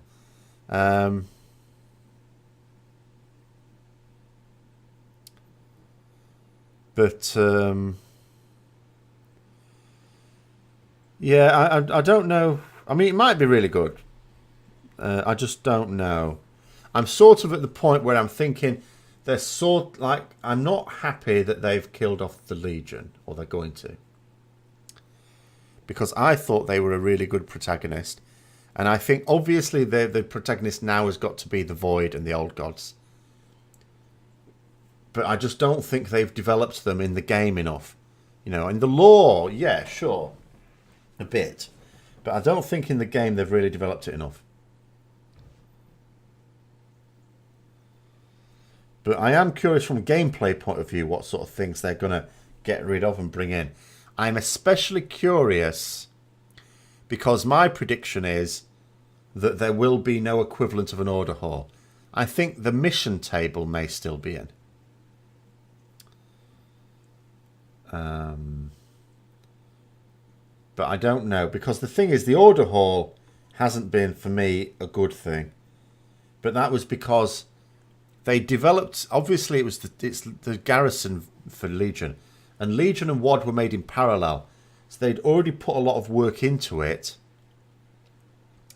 before they realised that the garrison was going to be hugely unpopular. So obviously, for the next expansion, they won't have had that. So there's certain things that are in Legion that had to be in Legion, and there's nothing they could do about it. They could try and change some things, and I think they have, because I think for the Order Hall, you see, the fact that you're not phased in it, that it's not personal to you, I don't think that was originally intended. I think, because it's silly to have so many people with the Ashbringer all in one place. So I don't think it was intended to have lots of different players in it. But that's what's happened. And I think they just did that because of one of the main criticisms of garrisons being that you're just in there on your own.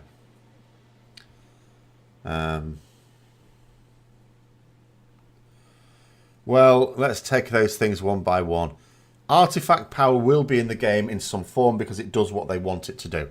It's, in my view, a lazy way to do it, but it is a motivator for people to do content on a regular basis. Order halls I can see getting the chop, because I think the only reason they were in is because they were committed to them, because they developed it in parallel with WoD. So by the time it became apparent what was unpopular in WoD, it was too late to remove them from Legion. So all they could do was sort of try and tune them down a bit. Flying locks, that's just a thing now. I think it's a reasonable compromise myself, but that is definitely a thing now. Flying is going to be... I mean, goodness knows what's going to be in the next expansion anyway. If there is going to be another underwater zone, then flying will be the least of your worries.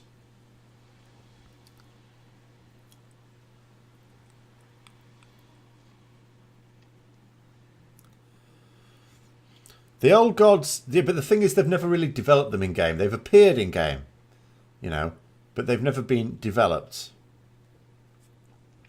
Like, if you had to get your understanding of what the old gods are entirely from the game, you wouldn't know very much about them at all. You might even be forgiven for thinking that they were original inhabitants of Azeroth, which of course they were not. So they only started WoW at the beginning of Wrath baby, plenty of those about, as ICC opened, but the Lich King was the most world-threatening power flame boss of all X-Packs. Yeah, well, the reason for that is because, like they're still doing now, they trade very much on the Warcraft original games. And the two main antagonists in Warcraft 3, which was a stunningly successful game, with several expansions, was Illidan and the Lich King. So the first expansion, like in vanilla, they just gave you a taste of everything.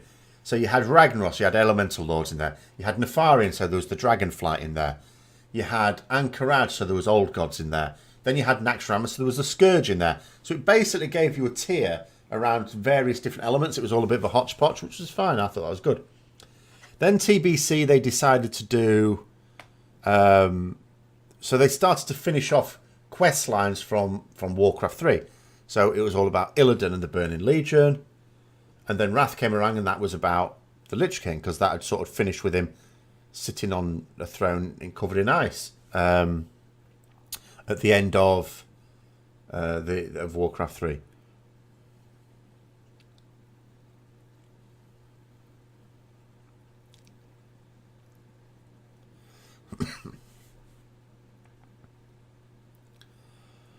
After that, they ran out a little bit. So they brought Deathwing in. But the thing is, Deathwing wasn't really much of a feature of the original Warcraft games. Sneaked in a little bit in Warcraft 2. But it wasn't a major feature. Bring back normal progression leveling. Oh, right, okay. Would they? I'm not sure. See, there's certain things I know they will deem to be a success, even if players don't like it. Artifact power is one of them. They deem artifact... In fact, two things. Artifact power and Titan Forging. As much as we don't like them, Blizzard see that it's encouraging the behaviours they like to see in us. It's doing what they wanted it to do. So they're definitely going to be in. Professions, I don't know whether they'll have judged that to a big success or not. They may or may not. I don't think they've really said much about it. So I can't really predict that. It isn't fun, admittedly, at the start of an expansion, having to make 2,000 flasks to be able to get the recipe. I agree. Would Azeroth have higher tides? It should do. Yeah, higher and lower tides. It should do, but it doesn't.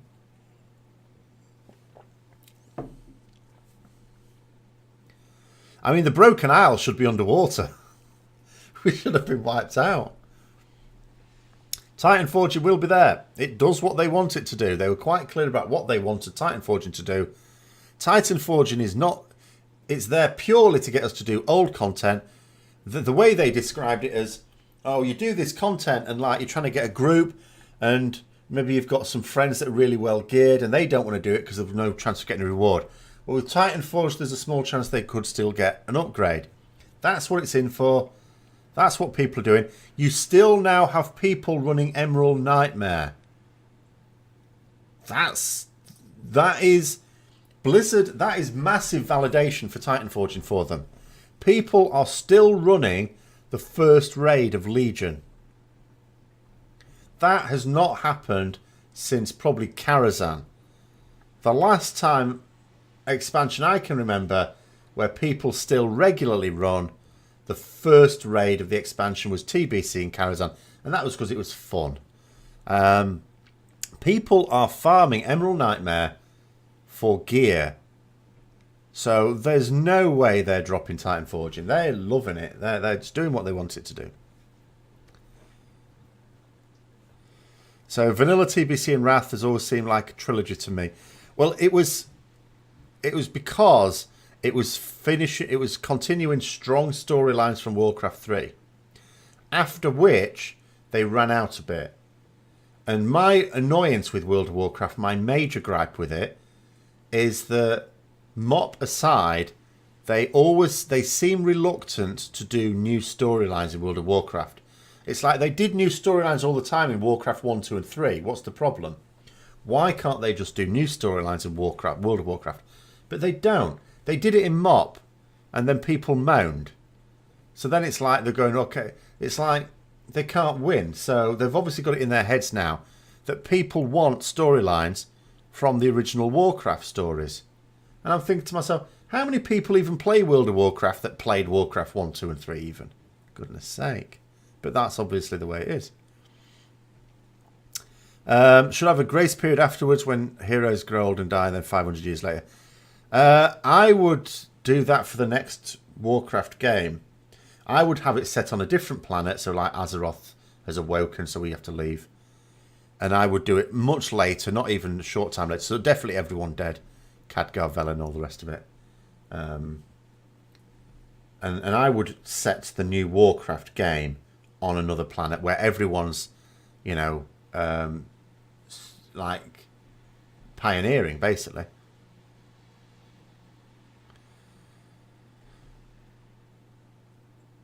Well, I think with MOP there was an issue of, a number of YouTubers said this as well, I don't care about these guys, I don't know who they are. And not just the Pandaren, the actual raid bosses, like the Thunder King and stuff. And for me, that was the whole point.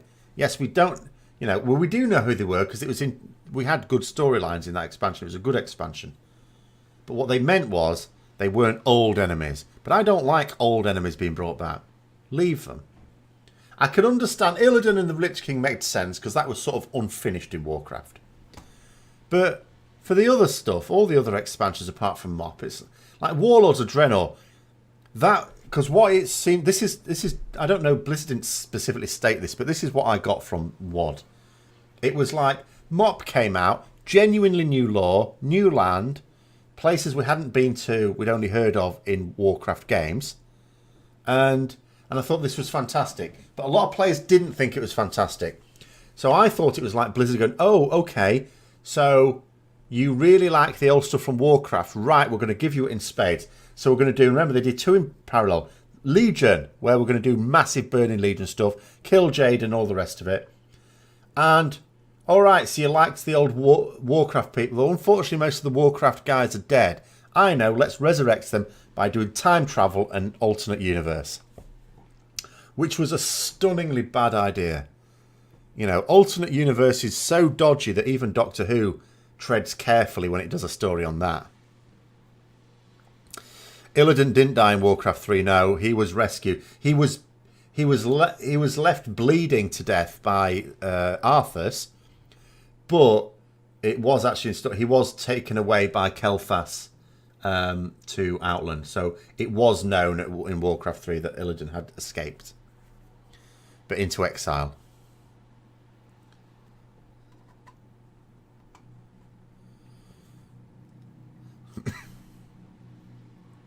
But yeah, you saw him lying bleeding, but he's not actually dead.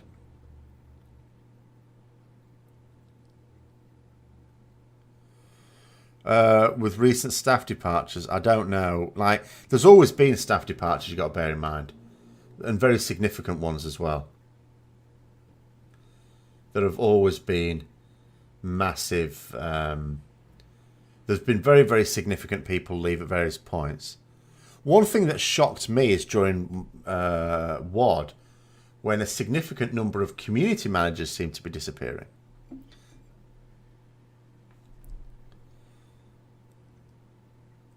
In the novel, not in the game, a novel that was written about it had his sort of escape to Outland. I can't remember which one now though.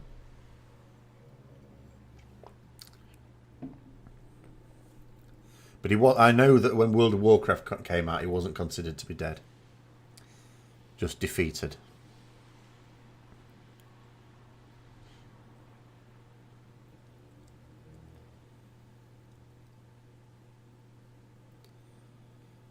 But there's been a couple of staff departures that I haven't really cried about. Like when, I've forgotten his name now, Calgan left. I didn't moan about that. And I know people keep giving Ian Hazacostas a lot of hard time, but I think he's a big improvement. Doesn't mean to say I agree with everything he does, but far from it.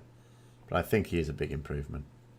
I mean, these live Q&As, for example, that Blizzard have been doing are at his behest, because they started to come in, I noticed, when he was made assistant game director. So, and because he does most of them, I absolutely believe they're his idea. I miss Metzen, yes. I think we don't miss him yet, but I think we will. That being said, obviously his job was no longer being creative anyway. I think that's what did it for him in the end anyway. That's what made him sort of retire. He didn't like being a manager. He liked being creative. And he'd ended up taking promotion after promotion after promotion, as you would. Why wouldn't you?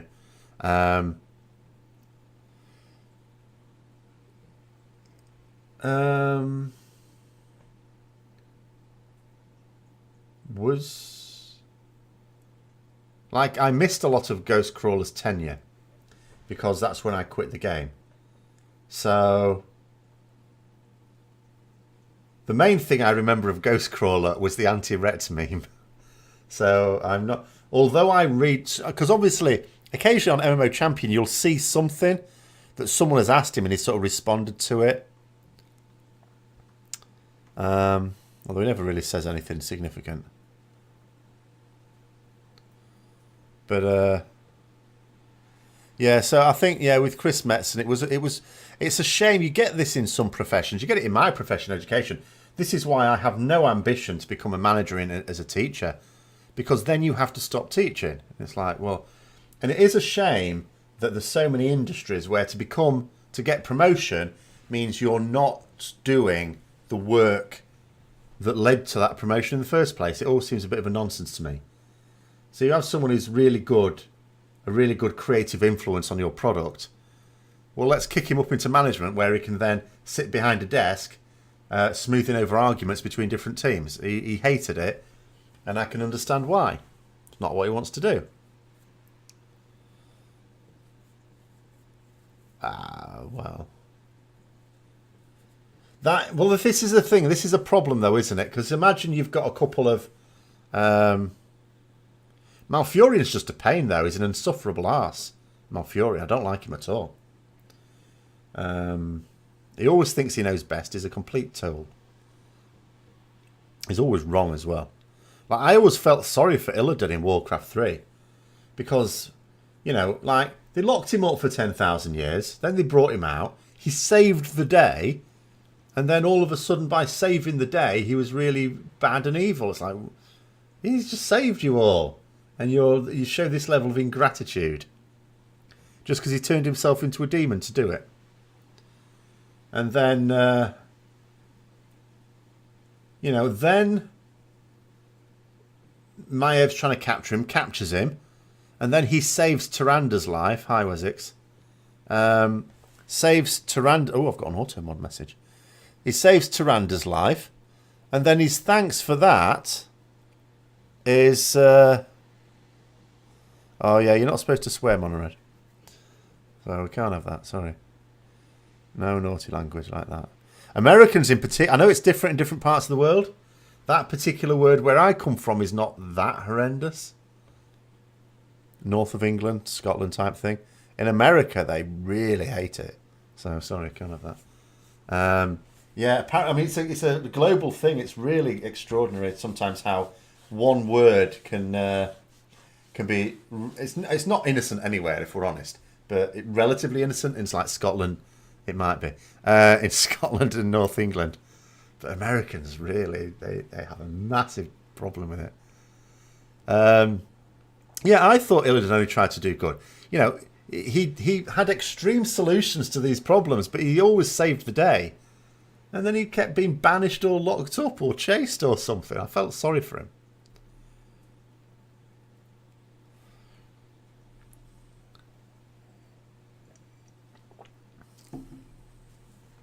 Yeah, I've seen Americans stream, for example, or even American comedians who will F and blind at the drop of a hat. But that word, no, that's a step too far. It's funny, isn't it? So Illidan did do a lot of bad stuff. Yeah, and this is why the retconning in... He did turn into a bad guy. Like, the reason why I was sympathetic to him is because I sort of felt he was driven to it. Like, he was, you know, he was doing good things, was persecuted for it, and then out of desperation ended up turning bad out of his fear of Kil'jaeden. So, what was I saying now? Yeah, so then he did turn bad. And then this is why I was annoyed by Legion, because they've retconned it as if even when he was doing bad things, he was still trying to do something good. No, he wasn't. He wasn't at all. He was doing what he was doing because he was scared stupid of Kil'jaeden. He wasn't secretly trying to defeat the Burning Legion. He'd admitted defeat. The people he was trying to save kept mugging him over, so he was just trying to save his own skin. Are the zones on Argus as detailed as, say, High Mountain to run around in? No, is what I would say to that. I don't think they are. I think they're much more... Yeah, I don't think you'll see them with as much detail in, say, High Mountain now, is my view on it. I did sort of notice they do look a bit more rough and ready. It's easy to make a desolate landscape, obviously, and that's what Argus is, 'cause it's been blasted by the Burning Legion. So it's all sort of like a geologist's dream, really, all very rocky and stuff like that. But the level of detail, maybe on, I've forgotten the name of the zone now, but that's actually where you've actually got some Argus structures still standing, and it's all sort of very meadowy. That looks a bit better. There's 3 distinct zones, and they've all got their distinct looks. One of the zones looks quite pretty, because it's still got, like, Argus, as I say, structures and grass and stuff like that. The rest of it is all desolate waste ground. Illidan was portrayed a bit like Batman, which is annoying. Yeah, well. I mean, I'm not keen on this version of Illidan. I'm not keen on bringing people back in from the dead anyway, at all. I don't care how many times they say a wizard did it so it makes sense. All of the Argus zones have quest lines, and quest lines that you need to do for the Netherlight Crucible. This is why I was looking up, actually, because I say that. Sometimes I'll say that based on PTR, and then it turns out it's not at all. Because sometimes you'll test something on PTR and you're only really testing it for bugs. And sometimes they change what happens. So there was... So, okay. Someone asked, what are the requirements to access the Netherlight Crucible? So what Blizzard have said, it says, our intent at this stage of development, so in other words, they might change it, as they do, is for there only to be 2 requirements. Your character is level 110, and you have the account-wide achievement. Now it's account-wide, of course, which is good. Now you're cooking with Netherlight. That achievement is given as part of the final chapter of the 7.3 story campaign, which is planned to open... Oh, my no. I hope they're just using poor English here. Which is planned to open week 3. That can't be right. The storyline, presumably, you'd have to do in weeks 1 and 2. Yeah, you must do. Because basically what happens with Netherlight Crucible, you're trying to... I think this is the storyline that's linked to it, because this is how it works out in the PTR anyway. You're trying to assemble this thing called the Crown of Domination or something, and it's been split into 3 bits. And you have to find each of those 3 bits. And would you believe it? There's 3 zones. How are we going to get them all? So yeah, there's a storyline in each one, which culminates in getting those. Yeah, that's what I thought. I think it's just poor use of English here. Because they've said here, that achievement is given as part of the final chapter 7.3 story campaign, which is planned to open. I think what they mean is the plan to open week 3 is the Netherlight Crucible, which is what they said, not the story campaign, which is what they're actually saying, but I don't think they mean that. I think that's just poor English. So yeah, I think you do the storyline, and then you just do the final bit where you talk to Velen on week 3, and he just tells you to go and sort out the Netherlight Crucible.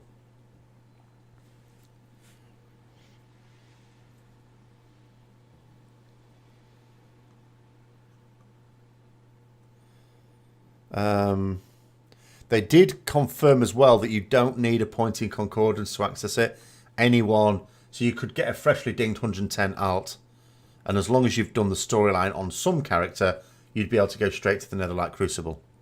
Also, remember in 7.3, you're not going to have to do all that work to get the 3rd relic slot either. You'll get the 3rd relic slot as soon as you ding 110 as well. And those old traits where you have to upgrade on the Broken Shore at the moment, that's gone as well. So the traits as they are now is going to be how they are for a freshly dinged 110 without any messing about. So they're removing all those sort of layers, as they've done all through Legion.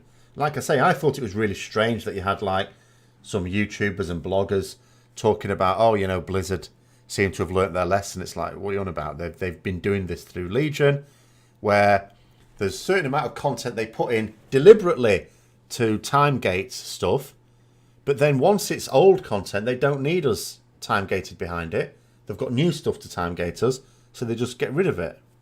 They have done that throughout Legion, and then, you know, they're just carrying on with it. So, you know, the start of this expansion, I actually laughed when Blizzard said that it was the most alt-friendly expansion there's ever been. I thought, you're having a laugh. I can't remember a more alt-unfriendly one by a country mile. But they have, and I still say it is alt-unfriendly compared to other expansions, but they have certainly improved that. So now, if you want to get an alt up to reasonable level, the only barrier really is legendaries. The legendaries alone make it the most alt-unfriendly still. But you can catch up with artifact power. But bear in mind, artifact power wasn't even a thing in previous expansions. So any catch-up at all, by definition, makes it more unfriendly than previous expansions. Because this is the first expansion where it's even existed. Gear, you get, I suppose, a little bit easier than, at this point, you didn't at the start, than previous expansions. Because you can get, I don't think this has ever existed in the game, if I can remember. But you can get crafted gear. You have to farm a bit for it to get the bloods.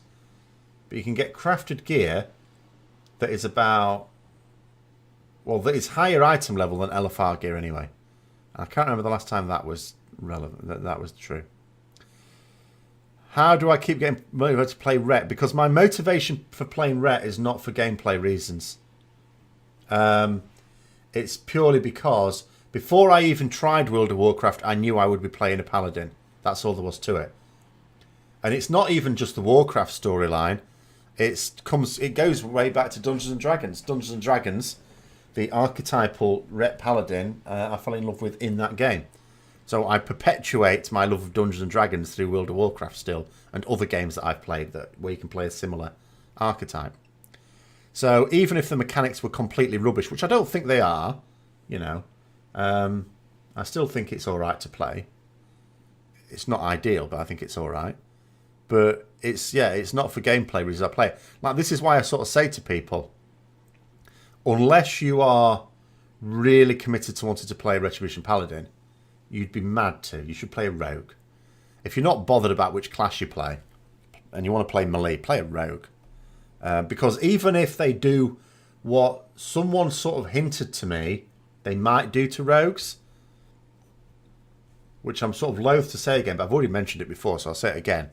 In that, imagine a situation with rogues, because rogues at the moment are too powerful simply because of their defensives. Yes, like any pure DPS class, they can also do loads of damage because they've got 3 specs. When you've got 3 specs on any given fight, one of them's always going to be really good. But mostly it's their utility. And that utility is you've got cheat death, but that's a talent, or leeching poison where you can just heal yourself through high damage. So those are talent choices. But then as baseline, you've got Cloak of Shadows, which is on a pretty short cooldown. Cloak of Shadows in reality is as good as at my bubble on a much shorter cooldown. Because in terms of what it protects you from, it's just as good on almost all mechanics. And also, they get Feint, which is also really good. And again, you can talent it to make it even better. Now, it was suggested to me, imagine a situation where rogues didn't get Feint as standard, and they didn't get Cloak of Shadows as standard. They were not baseline abilities. And let's say you had a talent tree that had in it Cheat Death, Cloak of Shadows, and Feint. So they could choose one of those 3. They would not they would still be good because one of those 3 is likely to be good on a particular fight, but they wouldn't be able to have all 3. So they would have to choose. That would straight away make them still useful for those same mechanics, just not gods at it. Now that would be quite a good change to make, and I think it's one they should make. And it's also believable, it's plausible as well, because I don't think Blizzard like the idea of people just taking rogues in instead of other melee. I don't think Blizzard like that. And it's not even like it'd piss off a load of players either, because hardly anyone seems to play rogue. I can never recruit them. There's not a big glut of rogue players. Like, if I wanted another Ret Paladin, I could get one at the drop of a hat, no problem. A good one as well. You can't say the same thing about a rogue. So you leveled as... Does that mean assassin rogue? I leveled as assassin. It was fine. I partially leveled... No, I leveled first couple as outlaw. I actually found assassination easier to level than outlaw. Do I mean outlaw? I do mean outlaw. Used to be called combat.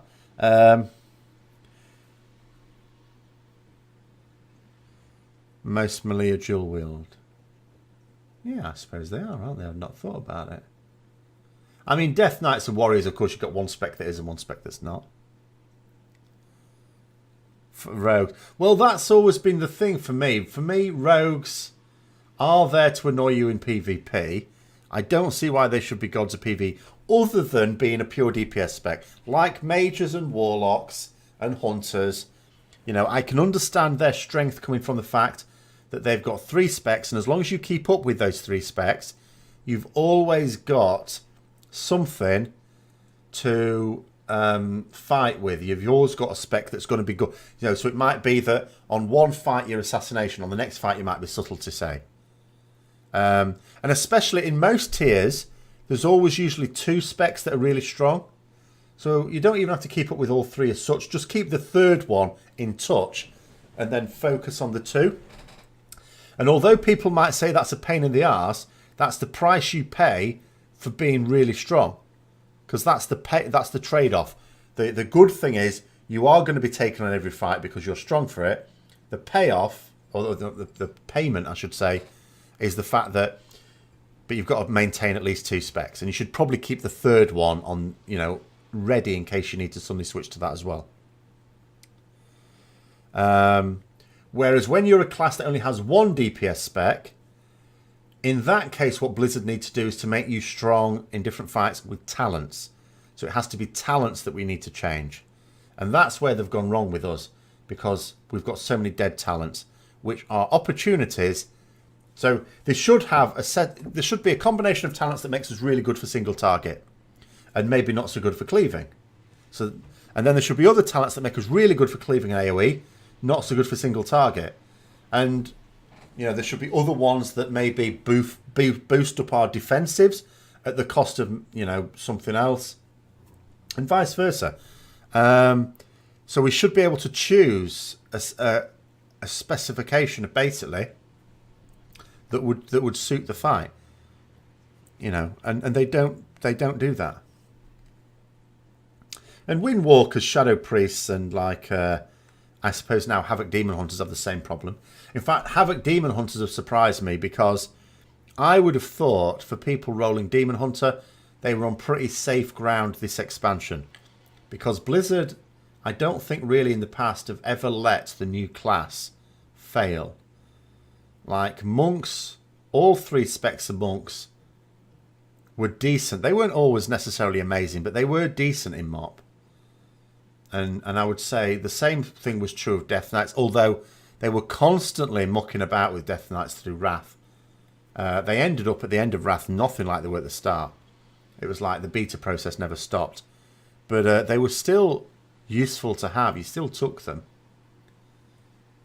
But Demon Hunters, they're really weak in this tier. On a lot of fights, they're actually quite weak. I mean, we've had Hours has been complaining a lot because he's been sat on quite a lot of progress, and he was the only time he got into Mistress Sassine is when we basically had no one else. So weak. Yeah, that was at the start of Wrath. Frost had all your tanky stuff in it. Blood was like a commonly used DPS one. Unholy was a better DPS one, but a lot of people used Blood because it had like a Hysteria as well, which is a buff you could place on someone, and the bugger always put it on the warrior instead of me. It was really annoying. It was the only thing that kept that warrior doing more DPS than me on some fights, the fact they got Hysteria. Do I think it would be good if they gave us a 4th spec? Well, different to Shamans, because Shamans have 2 DPS specs, and although it's not considered reasonable to say expect an enhancement shaman to play elemental or vice versa, they do have 2 DPS specs. Paladins don't. I would be very much in favour of a range spec, a Shockadin spec, if they were to do that properly. But I still think it's possible to fix the problems of a single spec with talents. They should just have a different approach to talents on pure DPS.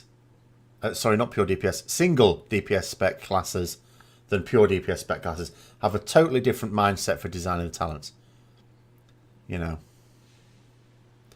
They should have as an overriding priority, because obviously they can't have us be good at single target, AoE, movement, defensives, all at the same time. That would be too strong. So you come up with talents where we have to choose what we're going to be good at. Are we going to be good at single target? Yes, then you go for these set of talents. Are we going to sacrifice some single target and be much better at AoE? Then you go for these. Blah blah blah blah blah. And they need to do that, but they don't do that. And if they did, all of these problems would have. I mean, obviously tuning is a problem that never goes away, because tuning is always an issue. It's the constant, never-ending fight that developers have to do. But it would be a bloody sight easier if they would just do that.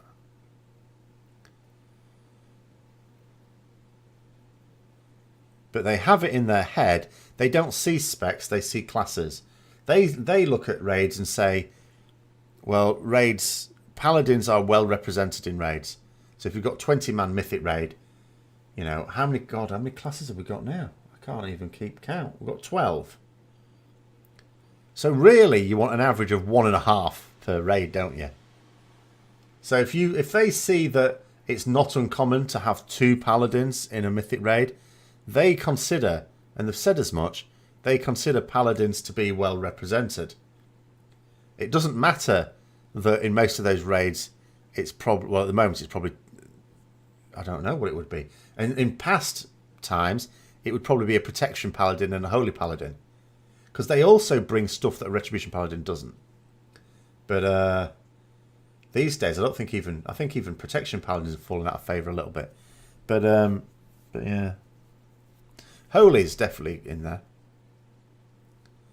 Holy is always strong. You never not want to take a holy paladin, because they are kings at what they do.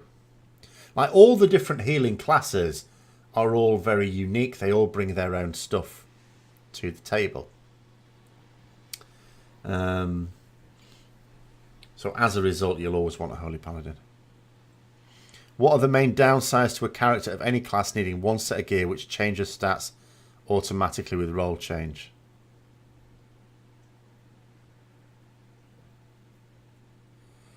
They're not going to do that, though, are they?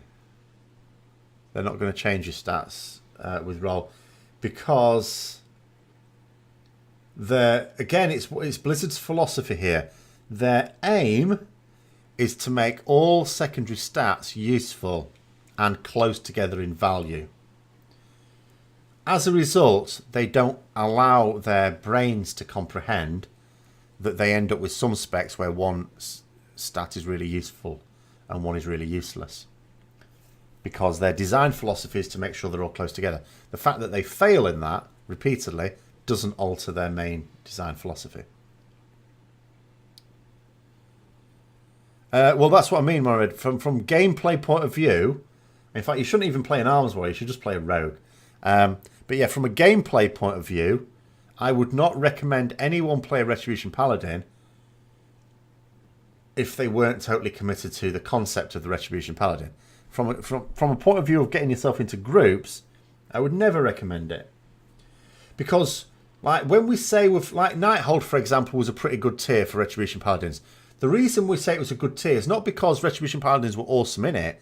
It's because we were okay. We weren't actually a problem. That's what's considered good for us, when we're not actually a millstone around people's necks.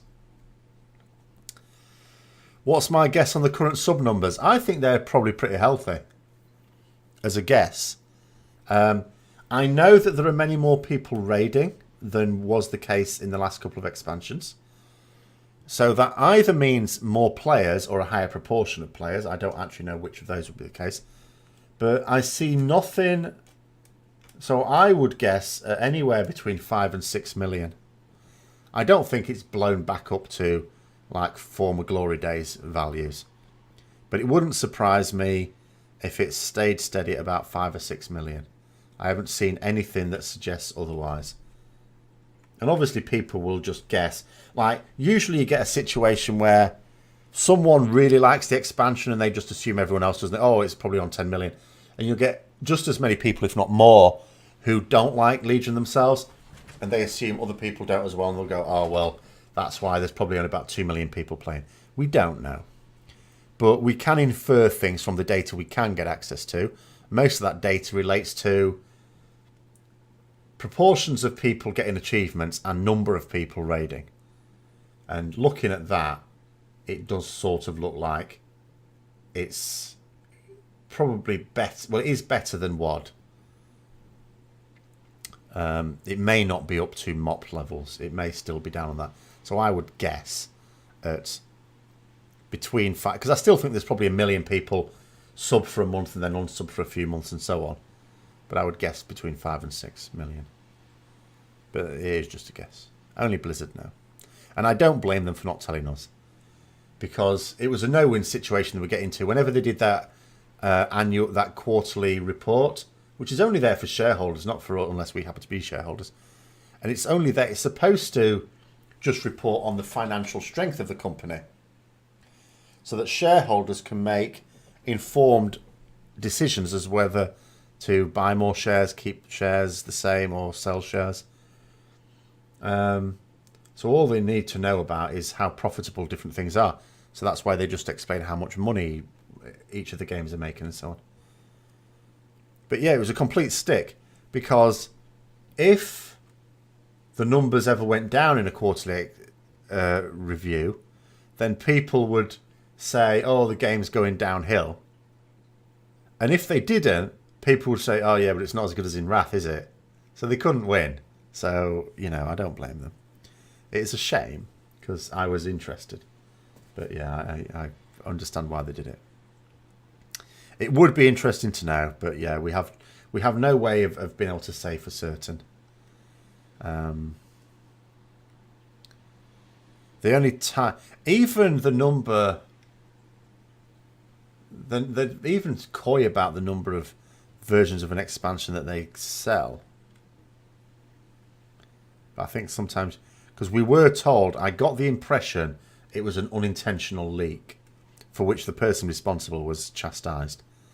But I got the impression that we were told that just before Legion came out, they'd sold as many copies of Legion as they had of WoD, and WoD sold about 10 million.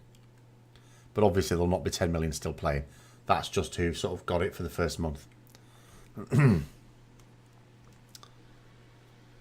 I mean, I know people who sort of come back. I can see people on my Battle.net who will suddenly come online having not been online for 2 months or so.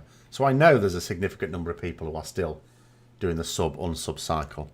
I think Blizzard's main aim was to reduce that number, not eliminate it. And from their point of view as well, I mean, just selling, even if they're, if they can sell loads of expansion copies, that alone, even if they're not getting subs out of those people, is still a very significant proportion of income. I mean, what did the expansion cost this time round? Was it about $50? Is that about right? So obviously I know there's other costs associated with them. But let's say it is $50 you're getting. Maybe it was $40 for the basic version. I can't remember. Yeah, well, let's say $40 then. And you shift 10 million copies of them, that's still $400,000. No, what am I on about? $400 million. Idiot. $400 million. That's, even given that obviously there's costs with them, that is more than enough to cover those costs and the full costs. They could basically, I'm not saying they should, they're not a charity, but they could basically not charge anyone a subscription and still be profitable just on the sale of the expansions, if they're shifting that many. $500 million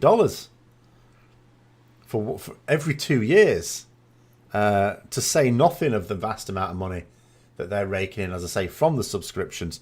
I mean, what is a typical monthly subscription in dollars? I can't remember. Like, it's about £9 in my currency. I'm not sure in dollars. It's about $10, $15 something.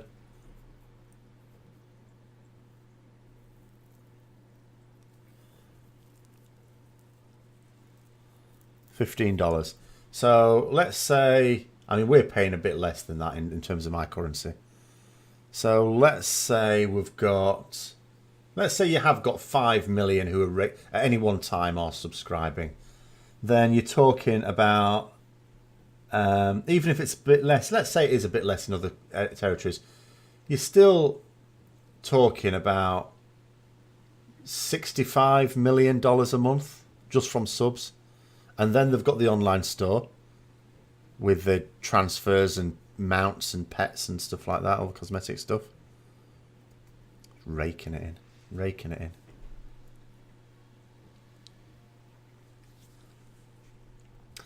Like, you would only know they're in trouble numbers wise if they suddenly started having sales. Like, and I know they have sales anyway, just to try and get a few more in. But I mean, let's, if they wouldn't be increasing the prices of things. If they were struggling for numbers, they would reduce the prices to try and get more people in.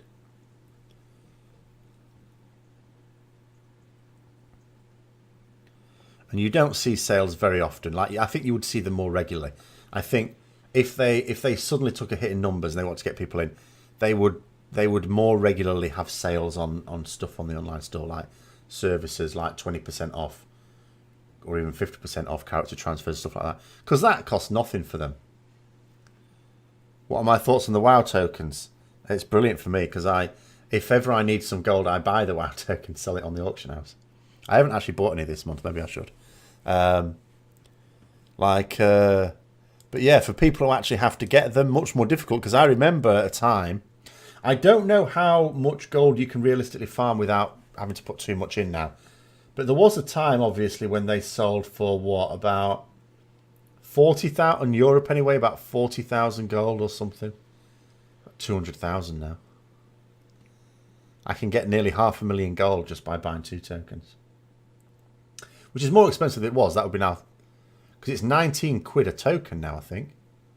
So that'd be like £38, which is about $50.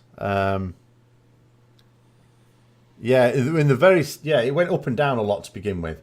But I seem to remember, like, when it had been out for a while, it settled on round about, I seem to remember about 40,000 being quite common.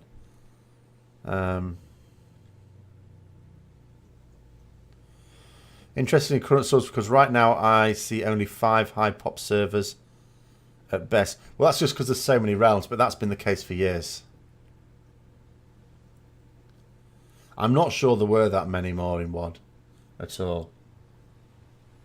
Because the other thing is, what happens is it just naturally happens over time without any change in numbers. People naturally gravitate towards those high population realms. So even if the numbers stayed completely static, you can end up reducing the number of what you might call large realms because people leave low population realms to join the very largest. Like the Maelstrom, which is what I'm on, for example, is a decent sized realm. You've got a fairly active economy. You've got plenty of players about. It's not as big as, say, Kazakh or something like that. So you don't have, like, queues or the lag and stuff like that. But I've had people that I've tried to recruit turn us down because we're not a high population realm. I need to let that sink in for a bit. So that's the attitude people have. They join, when they want a realm transfer at all, they want to join one of the big ones. So it becomes like a metropolis. It swallows in the smaller ones around it without any real change in the actual size of the population. They have increased server capacity, certainly, yeah. They had to with WoD. That was a complete disaster at the start of WoD, wasn't it? They had to physically install new hardware. Because apparently, even though 10 million people had bought the thing before WoD launched, they were totally surprised there were so many people logging on.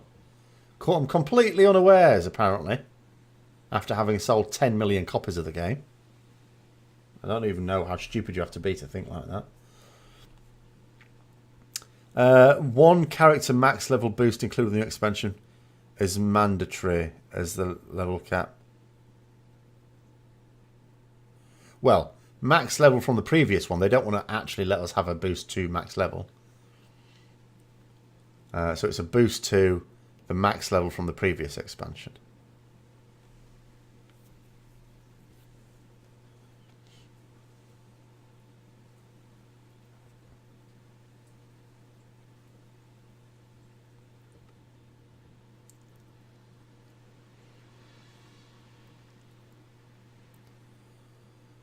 But yeah. But anyway, we've gone for about 2.5 hours nearly. So I'll, obviously, as I usually do, give it another 5 minutes. People want to sort of bring things up. Otherwise, we will have sort of done-ish. I may actually, because I may do some late. I'm trying to get myself out of doing the really late night streaming because I've got 3 weeks left. It sounds like ages, but it's not that long to try and get your body clock back to going to bed at midnight and getting up at 7. But today I've completely screwed it because I had no sleep yesterday. I went. All the costs on the online store are horrendous. They are really stupid. It's just money grubbing. And I know it's a business. And I know it's a business, like it's a luxury business as well. I totally get that. It's not like a service. It's not like an electric company where there is a moral dimension to what they charge. This is a luxury item. We don't need it. And if you do, you need to see like an addiction counsellor. But it is just naked profiteering, that. So I did make the appointment, no problem at all. Basically, by into the fact. So I went, as I say, I went to bed and I just lay. I didn't look at my like phone or anything like that. I wasn't doing the blue screen thing, you know. But couldn't get to sleep. Got no sleep. Then it got to 6 o'clock, and that's like an hour before I need to get up. So then I thought, well, there's no point in going to bed now. So I got up. So then I got no sleep. I got back home at round about 12:30. Had a sandwich. So then went to bed. So I probably went to bed about 1 p.m. And then I woke up 10 minutes before this was due to come online. I looked at the clock at first and had an impression that I had an hour and 10 minutes to get on. And then I sort of realised no. So that's why I was probably about a minute or two late, in fact. So I did. So what have I had? I've had 6 hours sleep. Now that's, for me, a decent night's sleep. So that means I ain't going to bed tonight either. If I try and go to bed tonight, I ain't getting to sleep again. So I am going to basically be up, and I am going to be basically playing Lord of the Rings online. So I will probably stream that, but that'll be in a couple of hours, say, because I need to go off and get myself something to eat again. Because all I've had today to eat is this one sandwich.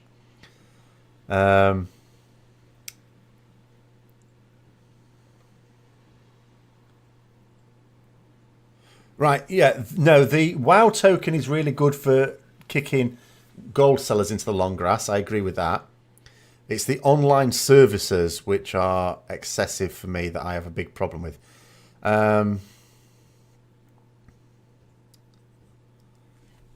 So, yeah, but at the same time, like I say, there's no point in making a moral argument against it because they're a company of a luxury product. But yeah, so the last word on it, I suppose I'll say, well, just reiterate what I did say, which is that I would try and take the argument that they could get more players playing the game if they decided to tackle the leveling experience, if they completely reorganized the leveling experience, and I mean massively and innovatively changed it. You know, start to innovate. World of Warcraft has not innovated for years. It hasn't done any. You know, every time it comes up with something that's new for World of Warcraft, you actually find it's something that's been in another MMO already. They're just basically like ghouls now. One more question, no problem. I'm still here.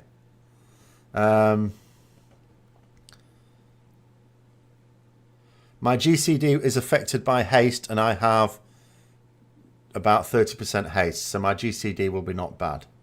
I can't remember what it is, but haste reduces your GCD. There is a cap. I think the maximum haste you can have for GCD... Hold on. Is it? Is it about... It used to be 50%. I can't actually remember now. I don't really need to know, because the only times I have more than 50% haste are either during Crusade or during Heroism, and then it's all going too quickly for me to deal with. But haste reduces it, yeah. Up to a point. But anyway, so I'll call it a day there. As I say, in about 2 hours' time. Where would you find that? This is a good question. There's probably... It probably says it somewhere, but it's whether you then believe the information. I could probably ask. You could, if you asked on some class's Discord, there's bound to be a theory crafter who will actually know the answer to that, as to what the haste cap is for GCD. Not that you would chase the haste cap for GCD, because that would be silly. But there will be one, and there will be a minimum that you can get your GCD down to. But anyway, yeah. So I'll call it for there. Thanks for coming on. I'll be back with the farm raiding tomorrow, but I will be doing some Lord of the Rings online streaming in a couple of hours after I've got something to eat and sorted myself out. So I'll see you later.